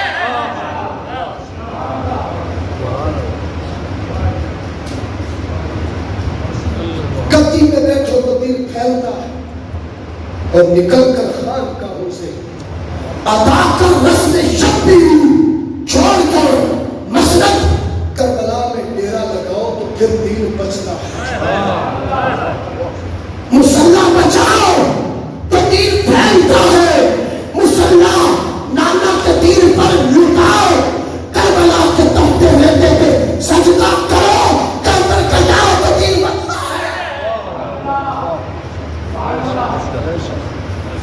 پھر کوئی کہتا ہے کہ شاہ اسد حسین بادشاہ. اسد حسین شاہ کا معنی بھی بادشاہ، بادشاہ کا معنی بھی بادشاہ. ایک مصرے میں دو معنی، ایک ہی معنی کا لفظ. خواجہ بختیار کاکی رحمت اللہ علیہ جو مرید خاص ہیں وہ فرماتے ہیں اس کا معنی، کہتے ہیں شاہ اسد سے مراد دنیا کا بادشاہ بھی حسین ہے، اور بادشاہ اسد سے مراد آخرت کا بادشاہ بھی حسین ہے. دین اسد حسین، مسلح چھوڑ کے بھی دین اسد حسین، منبر چھوڑ کے بھی دین اسد حسین، مسجد چھوڑ کے بھی دین اسد حسین. پتا چلا کہ دین مسجد میں قید نہیں، 10% مسجد میں ہے، 90% دین محمد کی امت کو جان دے کے بچانے. دین اسد حسین، دین پناہ اسد حسین، سردار ندا دست و دست یزید حقہ کے بنا. لا الہ اسد حسین جو سب بچائے اور ہاتھ ظالم کے ہاتھ میں دے دے.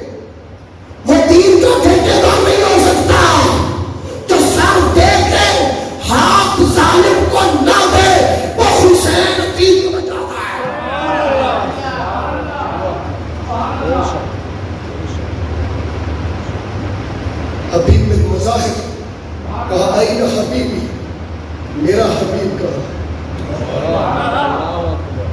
میرا حبیب کہا، مارو پڑی، سینے سے لپٹ گئی، کہنے لگی حسین اب تیرے قدموں کی مٹی چومنے والا نہیں آئے گا، رات کو اس کی ڈیتھ ہو گئی۔ آپ کا حبیب وفات پا گیا۔ امام جلال میں آپ نے فرمایا مٹی ہمارے قدموں کی چومے اور حسین کی مرضی کے بغیر مر جائے، ایسا نہیں ہو سکتا۔ مودت والا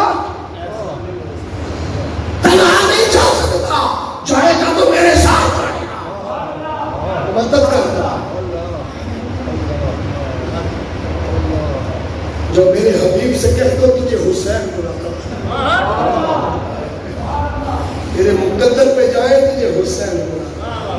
مدینے کی گلیوں میں حضور حسنین کے لیے دور بچھا کے کہتے حسنین تمہیں مصطفیٰ بلاتا ہے، حبیب تیرا مقدر تجھے حسین بلاتا ہے۔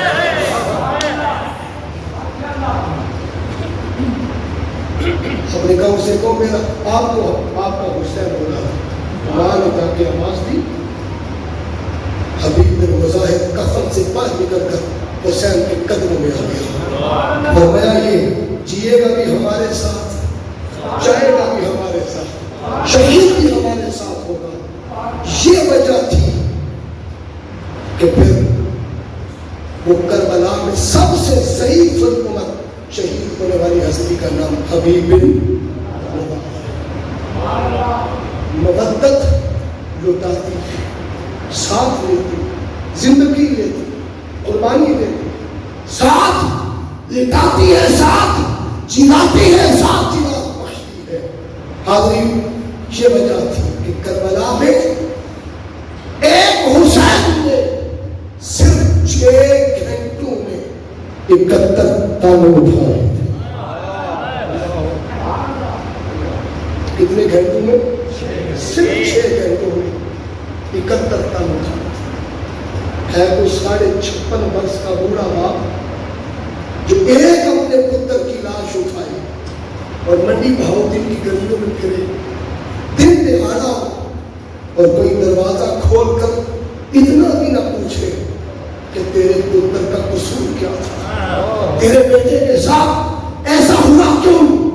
اس ایک باپ کے ایک بیٹی کی شہادت پر اس کا غم، اس کا دکھ وہ پتر جانتا ہے، مگر خدا کی قسم حسین کے غم کا مقابلہ کائنات میں کیوں کر سکتا ہے جس حسین نے 6 گھنٹوں میں 71 وجود اٹھا۔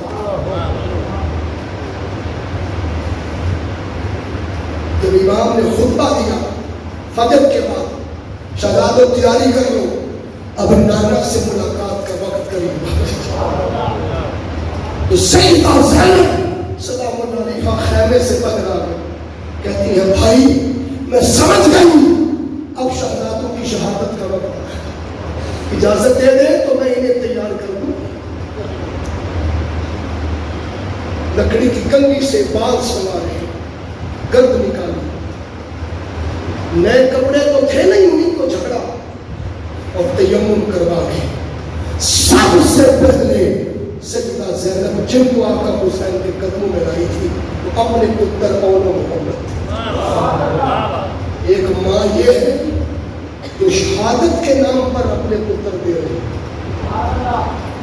اور ایک ماں وہ ہے جن کو ابراہیم علیہ السلام نے کہا تھا پتر کو دعوت کے لیے لے جانا ہے، وہاں شہادت کا نام یوز نہیں ہوگا، دعوت کے نام پر پتر لانا ماں سے اور بات ہے، شہادت کے نام پر پتر دینا یہ سیدہ زینب کا کام ہے۔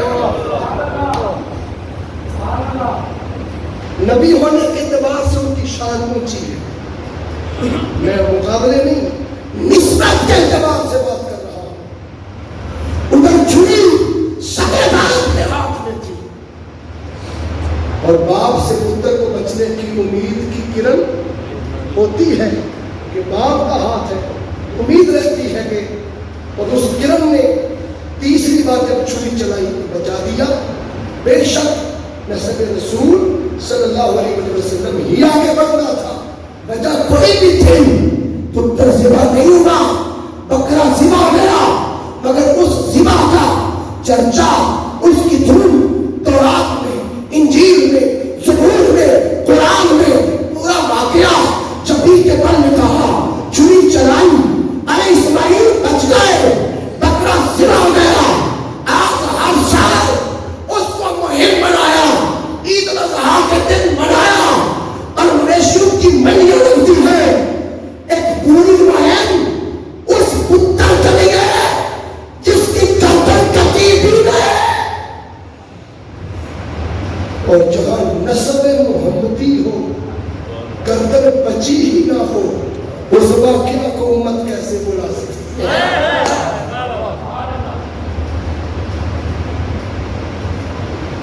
جب حسین کی باری آئی تو قرآن اترنا بند ہو چکا تھا، آسمانی کتاب آ نہیں سکتی تھی.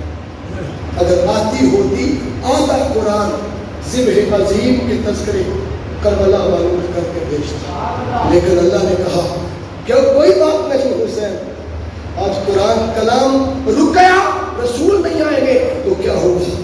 قیامت تک میں سینوں کے واسطے سے تیرا غم کائنات کو ٹھہرا دوں.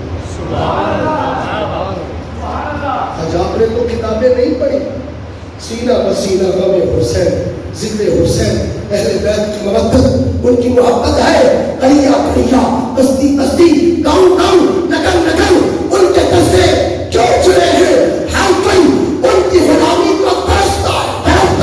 راز پکڑتے ہیں کہ خدا جسے زندہ رکھے اسے ختم کوئی نہیں کر سکتا. سیدہ زینب جب تیار کر کے لائی، امام کی آنکھ میں آنسو آ گئے. کہا بہنا جب بہن کے بیٹے لے جاؤں گا پہلے اور میرا علی اکبر کھڑا ہوگا تو دنیا کیا کہے گی؟ سیدہ رو پڑی. عرض کیا اگر اجازت ہوتی، شریعت اجازت دیتی تو حیدر کرار کی یہ بیٹی خود میدان میں آ جاتی اور تلوار لے کے مقابلہ کرتی. لیکن کیا ہوا جو دین نے مجھے اجازت نہیں دی، میرے پتروں کو تو اجازت ہے نا، میں حسین کے نام پر پہلے پتر ماروں گی پھر حسین کے بچوں کی ماروں. سیدہ تیرے اس جرأت مندانہ قدم پر ہم قربان ہے. کوئی ماں جو اپنے پتر پہلے دے، ہر ماں یوں چھین کر بچاتی ہے، وہ عجب ماں ہے جو حسین کے قدم میں پتر لاتی. یہ جذبہ محبت سکھاتی ہے، یہ جذبہ عشق سکھاتا ہے، وفا سکھاتی ہے. ادھر وہ ماں بھی تھی جو بچے کو نہر سے خود ڈوب کے بھی بچا رہی ہے، ادھر ماں ہے جو شہادت کے نام پر پتروں کو مار رہی ہے.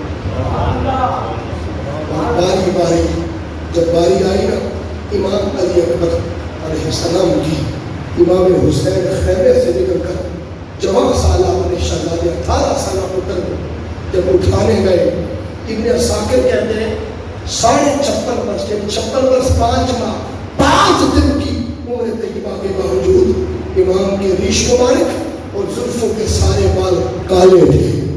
علی اکبر کا نیزہ کھینچا، خون کی فوار نکلی، ہتھیلی میں رکھ کے فضا میں لہرا کے کہا مولا جس چہرے کو دیکھ کر میں نانا کی یاد تازہ کرتا ہوں، جو ہم شکل رسول ہے، جو شبیہ مصطفیٰ ہے، جس کے زخمی رخسار دیکھ کر مجھے بددعا کا مکھڑا زخمی زخمی نظر آ رہا ہے، جس کی زلفیں دیکھ کر گرد آلو مجھے اللیل کی زلفیں نظر آ رہی ہے، جس کا چڑھا ہوا سینہ دیکھ کر مجھے علم نشرہ کا سینہ یاد آ رہا ہے. پروردگار وہ بھی تیری راہ میں دے دیا ہے، اس خون علی اکبر کا واسطہ اب تو میرے نانا کی امت کی بخشش کر دے گا. اپنا بچوں کا خون دے کر ہماری بخشش کا سامان کرنے والے، پھر ان کا ذکر، ان کا نام ہمارے فوت شدگان کے لیے لیے سارے ثواب کیوں نہ ہو. اور پھر امام نے جب شہزادے کو اٹھا کر سفید چادر میں لپیٹ کر واپس لا رہے ہیں تو 4 سالہ امام حسین کی بیٹی سیدہ سکینہ سلام اللہ علیہا خیمے میں اپنے بابا کو ڈھونڈ دیا. بیٹیوں والوں وہ وقت یاد کرو جب آپ کی 4 سالہ بیٹی آپ کے لیے دروازہ کھول دی اور وہ پہلی ڈیمانڈ کرتی تھی بابا میرے لیے کیا لائے. اور میں مسجد میں بیٹھا ہوں, رات کو میرے اپنے گھر محفل تھی. اس محفل میں گفتگو کرتے ہوئے ہم سب رو رہے تھے. امام حسین میں آقا کی سنت پوری کر رہے تھے. پانی پینے کی سنت تمہیں روز ملتی ہے کرو, مگر غم حسین میں رونے کی سنت کبھی سال بعد بھی پوری نہ کرو. تعجب ہے اس رات. میرے گھر میں پھرتی رو رہے تھے سب, تو میں نے اپنی سب سے چھوٹی بیٹی کا نام سکینہ رکھا ہوں.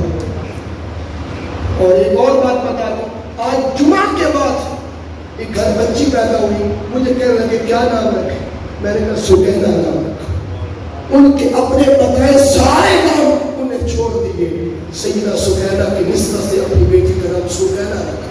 آج کا واقعہ, وہ 5 سالہ میری بیٹی سکینہ دوڑ کے میرے پاس آئی, میری گود میں بیٹھی, اور جب گود میں بیٹھی تو مجھے امام کی سکینہ یاد آئی. اور میری گود میں بیٹھ کر اس میری بیٹی نے ٹشو لے کر میرا پسینہ صاف کیا, میرے آنسو صاف کیے. مجھے یاد آیا امام کی سکینہ علی اکبر کا خون کیسے صاف کرتی ہو, اور امام علی اصغر کے حلق سے نکلنے والا خون کیسے دیکھتی ہو. میری بیٹی سکینہ تو میرا پسینہ نہیں دیکھ سکی, میرے آنسو نہیں دیکھ سکی. سیدہ سکینہ خیمے سے باہر نکلی, بابا کو ڈھونڈتی ہے. سیدہ زینب نے دلاسا دیا وہ آپ کے لیے پانی کا بندوبست کرنے گئے ہوں, لیکن وہ رہ نہیں سکی. باہر نکلی, سامنے دیکھا گرد اڑی ہوئی تھی, اس گرد کے پیچھے امام تھے. امام نے جب علی اکبر کو اٹھایا تھا, ابن اسحاق کہتے ہیں کہ لمحے میں حسین کے سارے بال سفید ہو گئے. اٹھانے گئے تھے تو جمع لگتے تھے, 18 سالہ جمع بیٹے کو اٹھا کے آئے تو بوڑھے لگتے تھے. سیدہ سکینہ پہچان نہ سکی اپنے بابا, گرد اڑی ہوئی تھی اور بال سفید ہو گئے. جب پہچان نہ سکی, ابن اسحاق کہتے ہیں رخ خیمے کی طرف کر کے آواز دیتی, جب دھوپی لہر دوڑ کے باہر نکلے, کوئی بوڑھا بابا ہمارے خیمے کی طرف آ رہا.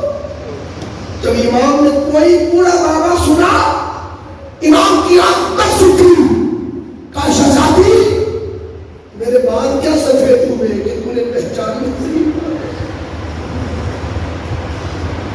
امام جب قریب آئے تو سفید کپڑے میں محسوس کیا کہ شاید کوئی پانی کی مشق ہے. آگے بڑھی تو سیدہ سکینہ نے پوچھا بابا میرے لیے پانی ہے. فکشف حجاب الحسین, امام نے کپڑا ہٹایا تو علی اکبر کا خون سے لپٹا ہوا وجود تھا. سکینہ لپٹ کے کہتی ہے بھائی ابھی تھوڑی دیر پہلے تو آپ مجھے دلاسا دے گئے تھے کہ میں تجھے کندھوں پر لوریاں دوں گا. امام نے علی اکبر کو رکھا اور شہزادی کو کندھوں پر بٹھا کر لوریاں دی. میرے علی اکبر کو معاف کر دینا, اس کی جگہ اس کی وصیت بابا حسین پوری کر کے دیتا ہے. کس کو دلاسا دے رہے ہیں حسین, کس کا غم اپنے سینے میں لے کے جا رہے ہیں حسین. ایٹ لیسٹ بالآخر جب امام حسین اپنے گھوڑے کی طرف دوڑے کہ میں بھی راہ مولا قربان ہو جاؤں, 71 دم تو اٹھا چکے تھے. آئی تھی اپنی مائی کے نانا کے دین پر, مصطفیٰ کی مبتت پر, نبی کے عشق پر میں بھی رک جاؤں, قربان کر ہو جاؤں, نانا کا دین پر. جب گھوڑے کے قریب ہے تو سیدہ زینب نے سلام اللہ علیہا نے گھوڑے کی لگام پہلے سے پکڑ لی.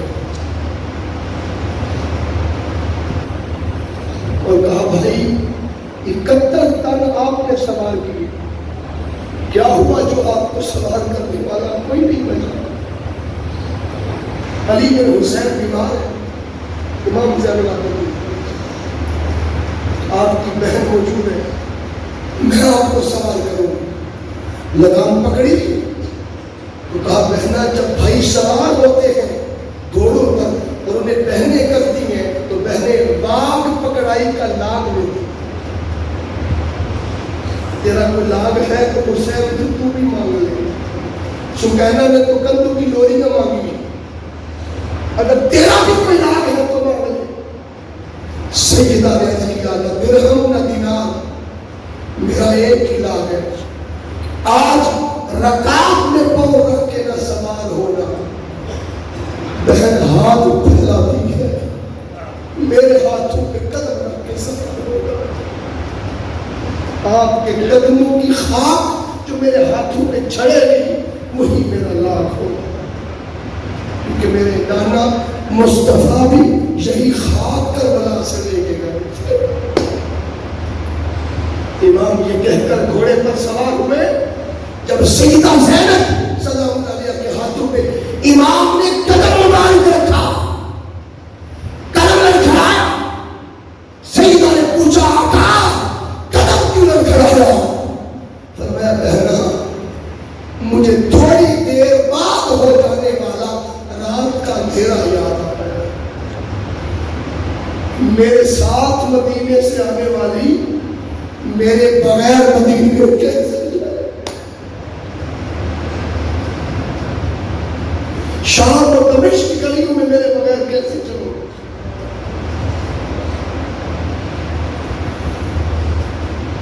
سیدہ نے جب دیکھا نا کہ امام کے قدم کہیں رک نہ جائے تو جرأت اور سپورٹ کرنے کے لیے آپ نے جرأت مند کا نعرہ لگایا، آپ نے فرمایا میری عزت کی حفاظت کی پرواہ نہ کیجیے، آقا حسین رائے مولا چاہیے، میری عزت کی حفاظت کی آپ اس لیے نہ کیجیے، میں شیر خدا کی بیٹی ہوں، اپنی عزت کی حفاظت کرنا جانتی ہوں۔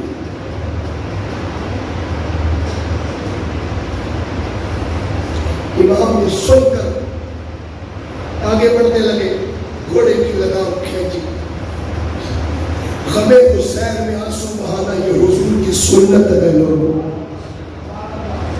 آج خدا کے گھر میں آؤ مل کے سنت کو پورا کرو، اور یہ چند گھڑیاں معلوم نہیں کہ زندگی میں نصیب ہوئی یا نہ ہوئی۔ میرے آقا نے فرمایا جسے رونا نہ آئے وہ رونے والی شکل بھی بنا لے، اللہ کو اس میں بھی ترس آ جائے۔ امام نے جب لگام کھینچی گھوڑا آگے نہیں جاتا، پھر کھینچی نہیں جاتا، پھر کھینچی نہیں جاتا، امام نے جوش میں آ کے پوچھا میرے اشارے پہ چلنے والے ذوالجلال آج کیا ہوا؟ حسین اللہ کی رضا پر جانا چاہتا ہے اور تو آگے نہیں لے کر جاتا۔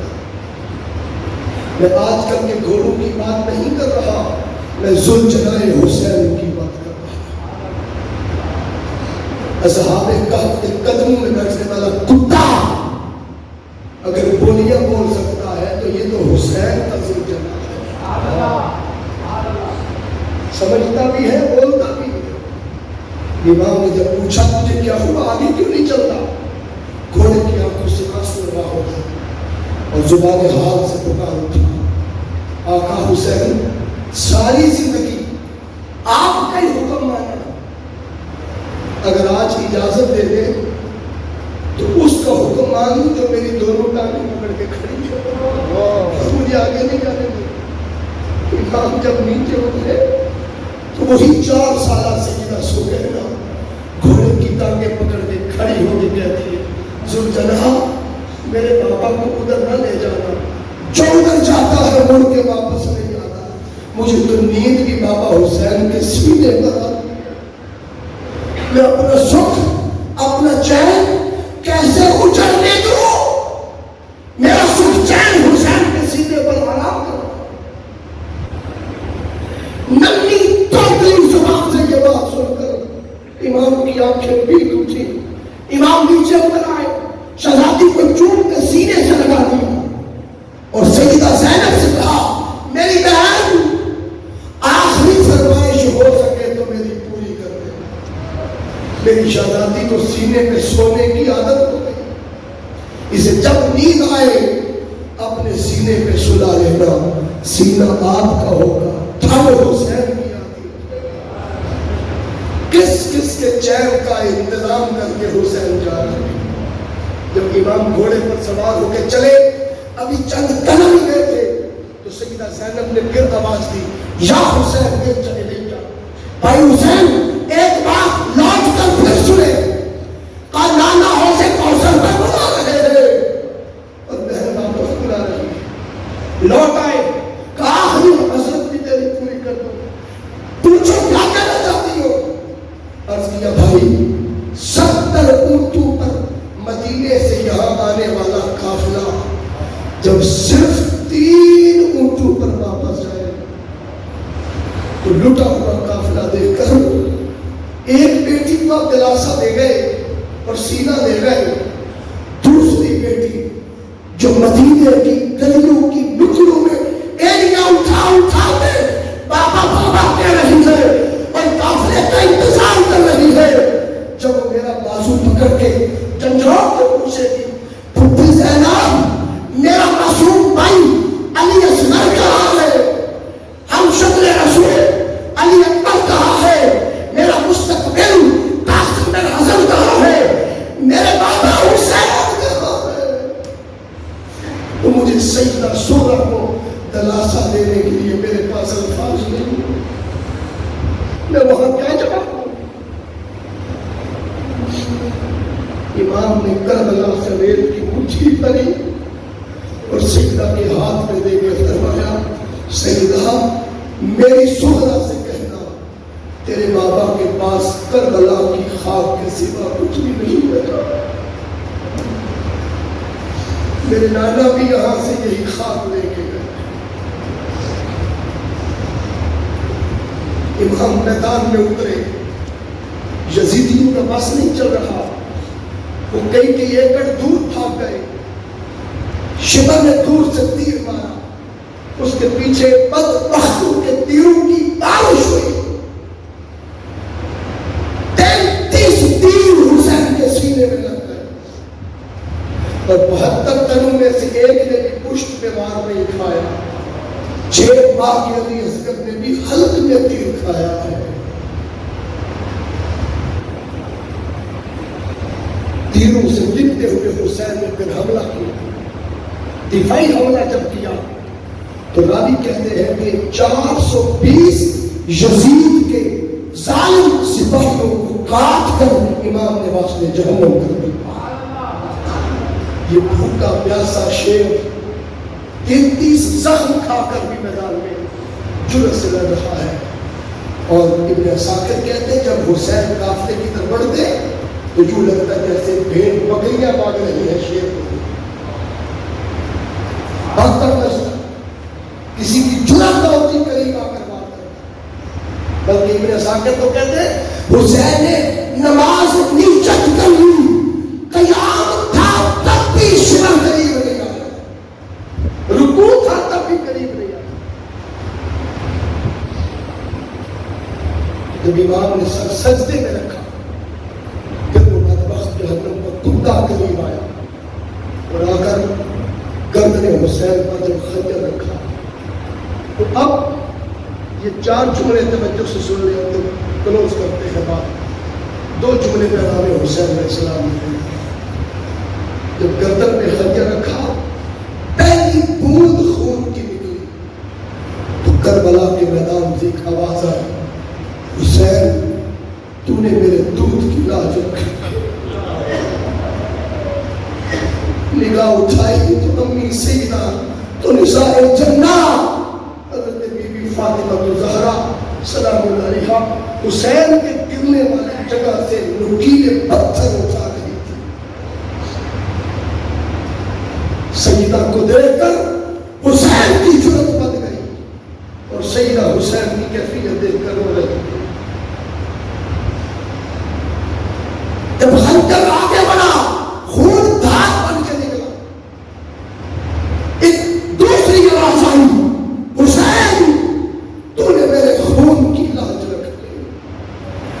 نگاہ اٹھائی تو بابا علی المرتضیٰ شیخ خدا کی ریش مبارک میں بھیگی ہوئی اور آقا حسین نے نگاہ اٹھا کے بابا کو دیکھ کے کہا بابا آ کر دیکھ لیں جہاں آپ نے نشان لگائے تھے کوئی پتر باہر تو نہیں گرا. یہ سن کر مولا علی اور ہوئے اور جب گردن کٹ گئی انا للہ و انا الیہ راجعون تو پھر ایک تیسری آواز آئی حسین تو نے میرے کندھوں کی لوریوں کی لاد رکھ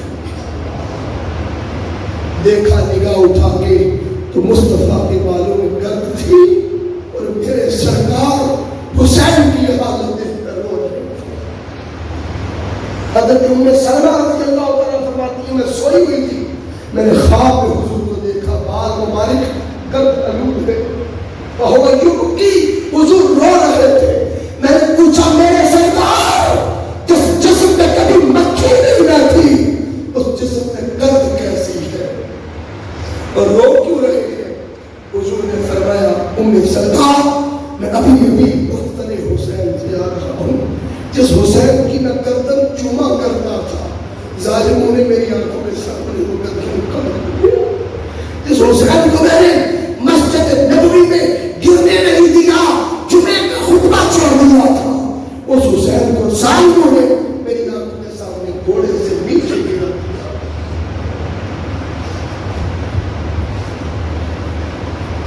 اللہ کی عزت کی قسم حسنین کا رونا مصطفیٰ کو گوارا نہ تھا. گردن کٹ گئی تو مصطفیٰ کو گوارا کیسے ہو؟ راوی کہتے ہیں کہ حضور نماز پڑھا رہے تھے جماعت کروا رہے تھے ادھر حسنین قریب میں رو پڑے. حضور نے قیام جلدی رکوع جلدی سجدہ جلدی ختم کیا جلدی سلام پھر کے دور پڑے. حسنین کو زبان چسوائی چپ ہو گئے اور فرمایا بیٹی فاطمہ حسنین کو رلایا نہ کر مجھے ان کی خاطر اللہ کی نماز بھی چھوٹی کرنی پڑ جاتی ہے. جملہ سنو جن کے لیے مصطفیٰ نے نماز چھوٹی کی وہ بھی حسنین ہے جن کے لیے لمبی کی وہ بھی حسنین ہے. لے جاؤ اپنی نماز جہنم میں ڈال دو حسنین کے بغیر. اہل بیت کی مودت کے بغیر نماز جہنم کا ہی نہ ہے. نمازیں اسی کی بچے گی جن کے سینے میں اہل بیت کی مودت ہے. یہ تن من دھن اس مشن حسینی پر قربان کرنے کے لیے تیار ہے. اور پھر دو طرح کی نماز کا سجدہ ہے.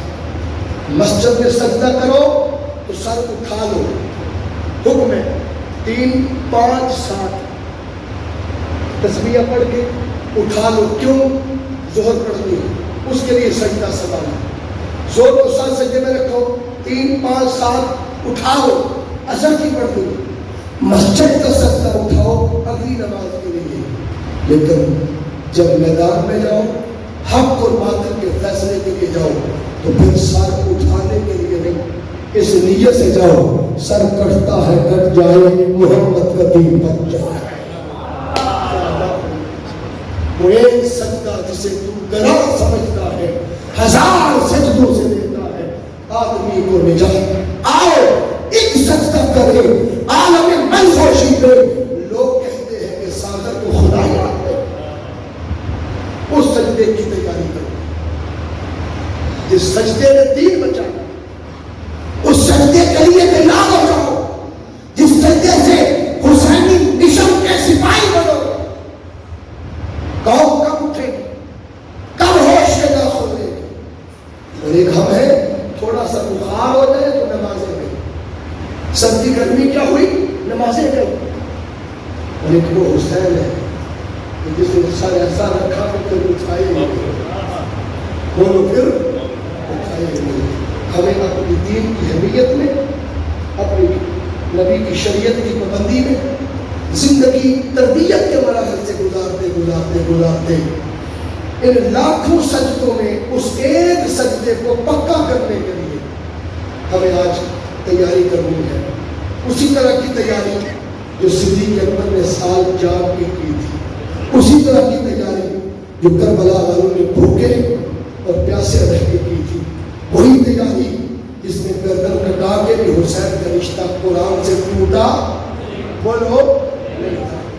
ہم چھٹی اوپر قرآن دیتے ہیں، سب سے قریب ریموٹ کنٹرول موبائل، سب سے دور قرآن۔ موبائل ریموٹ کنٹرول 5 منٹ نظر نہ آئے تو بے چینی ہے، بچوں کی خیر نہیں، بیوی کی خیر نہیں، 5 دن گھر میں قرآن نظر نہیں آتا، کتنوں کو بے چینی ہوتی ہے۔ ہمارے ضمیر کیوں دن بدن مردہ ہوتے جا رہے ہیں؟ حسینی تعلق بنانا ہے تو سجدہ اور قرآن، اس کے ساتھ وہ رشتہ قائم کرو کہ جب سر کٹ بھی جائے تو نبی کی شریعت سے کبھی رخ نہ پھیرے، منہ نہ موڑے، اور آقا کی شریعت کے پاسدار بنتے ہوئے ہم آگے بڑھتے چلے جائیں اور حق اور باطل کی خاطر اپنی جان کا نذرانہ پیش کرنے کے لیے تیار ہو جائیں۔ حسین نے ظالم کے ہاتھ میں وہ ہاتھ نہیں دیا، کیا دے دی؟ گردن دے دی، سر دے دیا۔ امام نے ثابت کر دیا سر قیمتی نہیں ہوتا، ہاتھ قیمتی ہوتا۔ جب 5 سال بعد آتن بیچ دے ہونا، ضمیر بیچ دے، امام نے ثابت کیا ہے کہ یہ قیمتی ہے۔ جو سر بچائے وہ یزیدی ہے، جو ہاتھ بچائے وہ حسین ہے۔ بس اس جملے پر اپنی زندگی بسر کر دو۔ قتل حسین اصل میں مرگ یزید ہے، اسلام زندہ ہوتا ہے ایک کربلا نہیں، ہر کربلا کے بعد اور قیامت تک کربلا کی جھلک باطل اور حق ٹکراتے رہیں گے۔ فرق یہ ہے کہ جو لوٹے وہ باطل یزیدی ہے، جو بچائے وہ حسین ہے۔ آج کے دور میں ہم نے اس مملکت خدا داد پاکستان کو ہمیشہ لوٹنے والوں کے سپرد کیا، اور زندگی میں کبھی بچانے والوں کے ساتھ بھی ساتھ دے کر اس ملک ملت کی آبیاری کریں، اس کی دیکھ بھال کریں۔ یہ وطن عزیز نام خدا اور نام مصطفیٰ پر حاصل کیا گیا ہے، اور یہ اسلام کے نام پر حاصل کیا گیا ہے، اور کس اسلام کے نام پر؟ جس اسلام کو حسین نے بچایا ہے۔ کون حسین؟ جس حسین نے یہ مشن دیا ہے، اور اس مشن کو آج کے اس گئے گزرے دور کے اندر ان بیلنس اعتدال پسندی کے ساتھ، جہاں لوگ کوئی صحابہ کی گستاخی کر رہا ہے، معاذ اللہ، یہ ایت کے خلاف بھونک رہا ہے، بدبخت 1971 سے لے کر آج تک جس شخص نے جوانی ادھیڑ گئی، بڑھاپا، زندگی کی آخری سانسوں میں اگر کسی نے اعتدال پسندی سے صحابہ کا ادب اور اہل بیت کی مودت سکھائی ہے، اس شخص کا نام ڈاکٹر محمد طاہر۔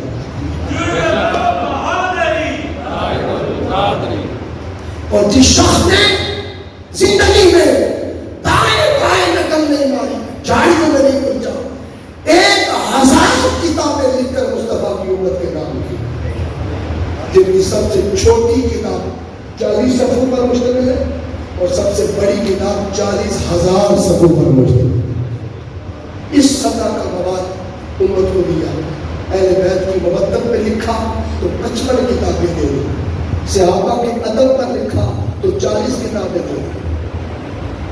یہ وہ بندے کے اندر ہے جس نے آج جینا سکھایا، اور آپ نے پوری گفتگو میں جو تھوڑا وقت میں نے آپ کا لیا، آپ نے جو سنا، شاگرد کا کیا ہوتا ہے، مرید کا اپنا کیا ہوتا ہے، سارا مرشد کا، سارا استاد کا ہوتا ہے۔ شیخ الاسلام ڈاکٹر محمد طاہر القادری بندہ سے اللہ جو آج بدقسمتی سے اس قوم کے رویے کی وجہ سے تھوڑا سا اس قوم سے مثال ہوئے، اپنے انقلاب کی منزل سے مثال نہیں ہوئے۔ وہ رستہ جاری ہے، وہ مشن جاری ہے۔ اگر قوم آج بھی جاگ پڑے، آج بھی ساتھ دینے کا وعدہ کرے، اللہ تعالیٰ نے ان کو وہ صلاحیت دی ہے کہ معاشرے کو، قوم کو ایسے سسٹم سے نکال سکتے ہیں۔ ایک وقت تھا جب یزید ایک فرد کا نام تھا، لیکن آج اس کے دور میں جب یزیدیت کا نام لیا جائے تو یزیدیت کسی پرسنالٹی اور کسی ذات کا نام نہیں، یزیدیت پورے سسٹم کا نام ہے، اور یہ پورا سسٹم کرپٹ ہے۔ تھانے جاؤ، کچہری جاؤ، عدالت میں جاؤ، جدھر جاؤ، دکان پہ جاؤ، ہر کوئی لوٹ رہا ہے، جس کا بس چل رہا ہے کون دیکھ رہا ہے، پورا سسٹم کرپٹ ہے۔ اور ڈاکٹر محمد طاہر القادری زندگی کا نچوڑ نکال کر آپ کو بتا چکے کہ جب تک یہ پورا سسٹم دریا برد نہیں کرتے ہو تم نبی کا نظام لانے میں کامیاب نہیں ہو سکتے۔ اس لیے اس پورے کرپٹ سسٹم کو اٹھا کر جہنم رسید کرنا ہوگا، اور یہ نظام حسینی نظام، مشن مصطفی کا نظام، مصطفی انقلاب کا نظام اور نظام مصطفیٰ اس دھرتی پر بپا کرنے کے لیے نئے بلبلے، نئے جذبے، نئی روشنی، نیا عزم اور نئے انقلاب کے ساتھ ہمیں اٹھنا ہوگا۔ تعداد نہ دیکھیں، فیصلے کوانٹٹی پہ نہیں ہوتے، فیصلے کوالٹی پہ ہوتے ہیں۔ 18,000 کوانٹٹی رکھ کے بھی اور ان میں سے 17,000 یزیدی لشکر بچا کر بھی نسل نہیں بچا سکے۔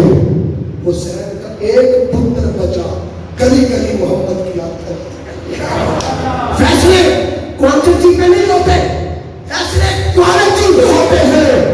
72 ٹن ہو کر بھی حسینیت زندہ باد، 18,000 ہو کر بھی بولو یزیدیت مردہ باد، یزیدیت مردہ باد۔ یہ خسارہ ہے یزید کا، حسینیت زندہ باد، یہ نفع ہے حسینی کا۔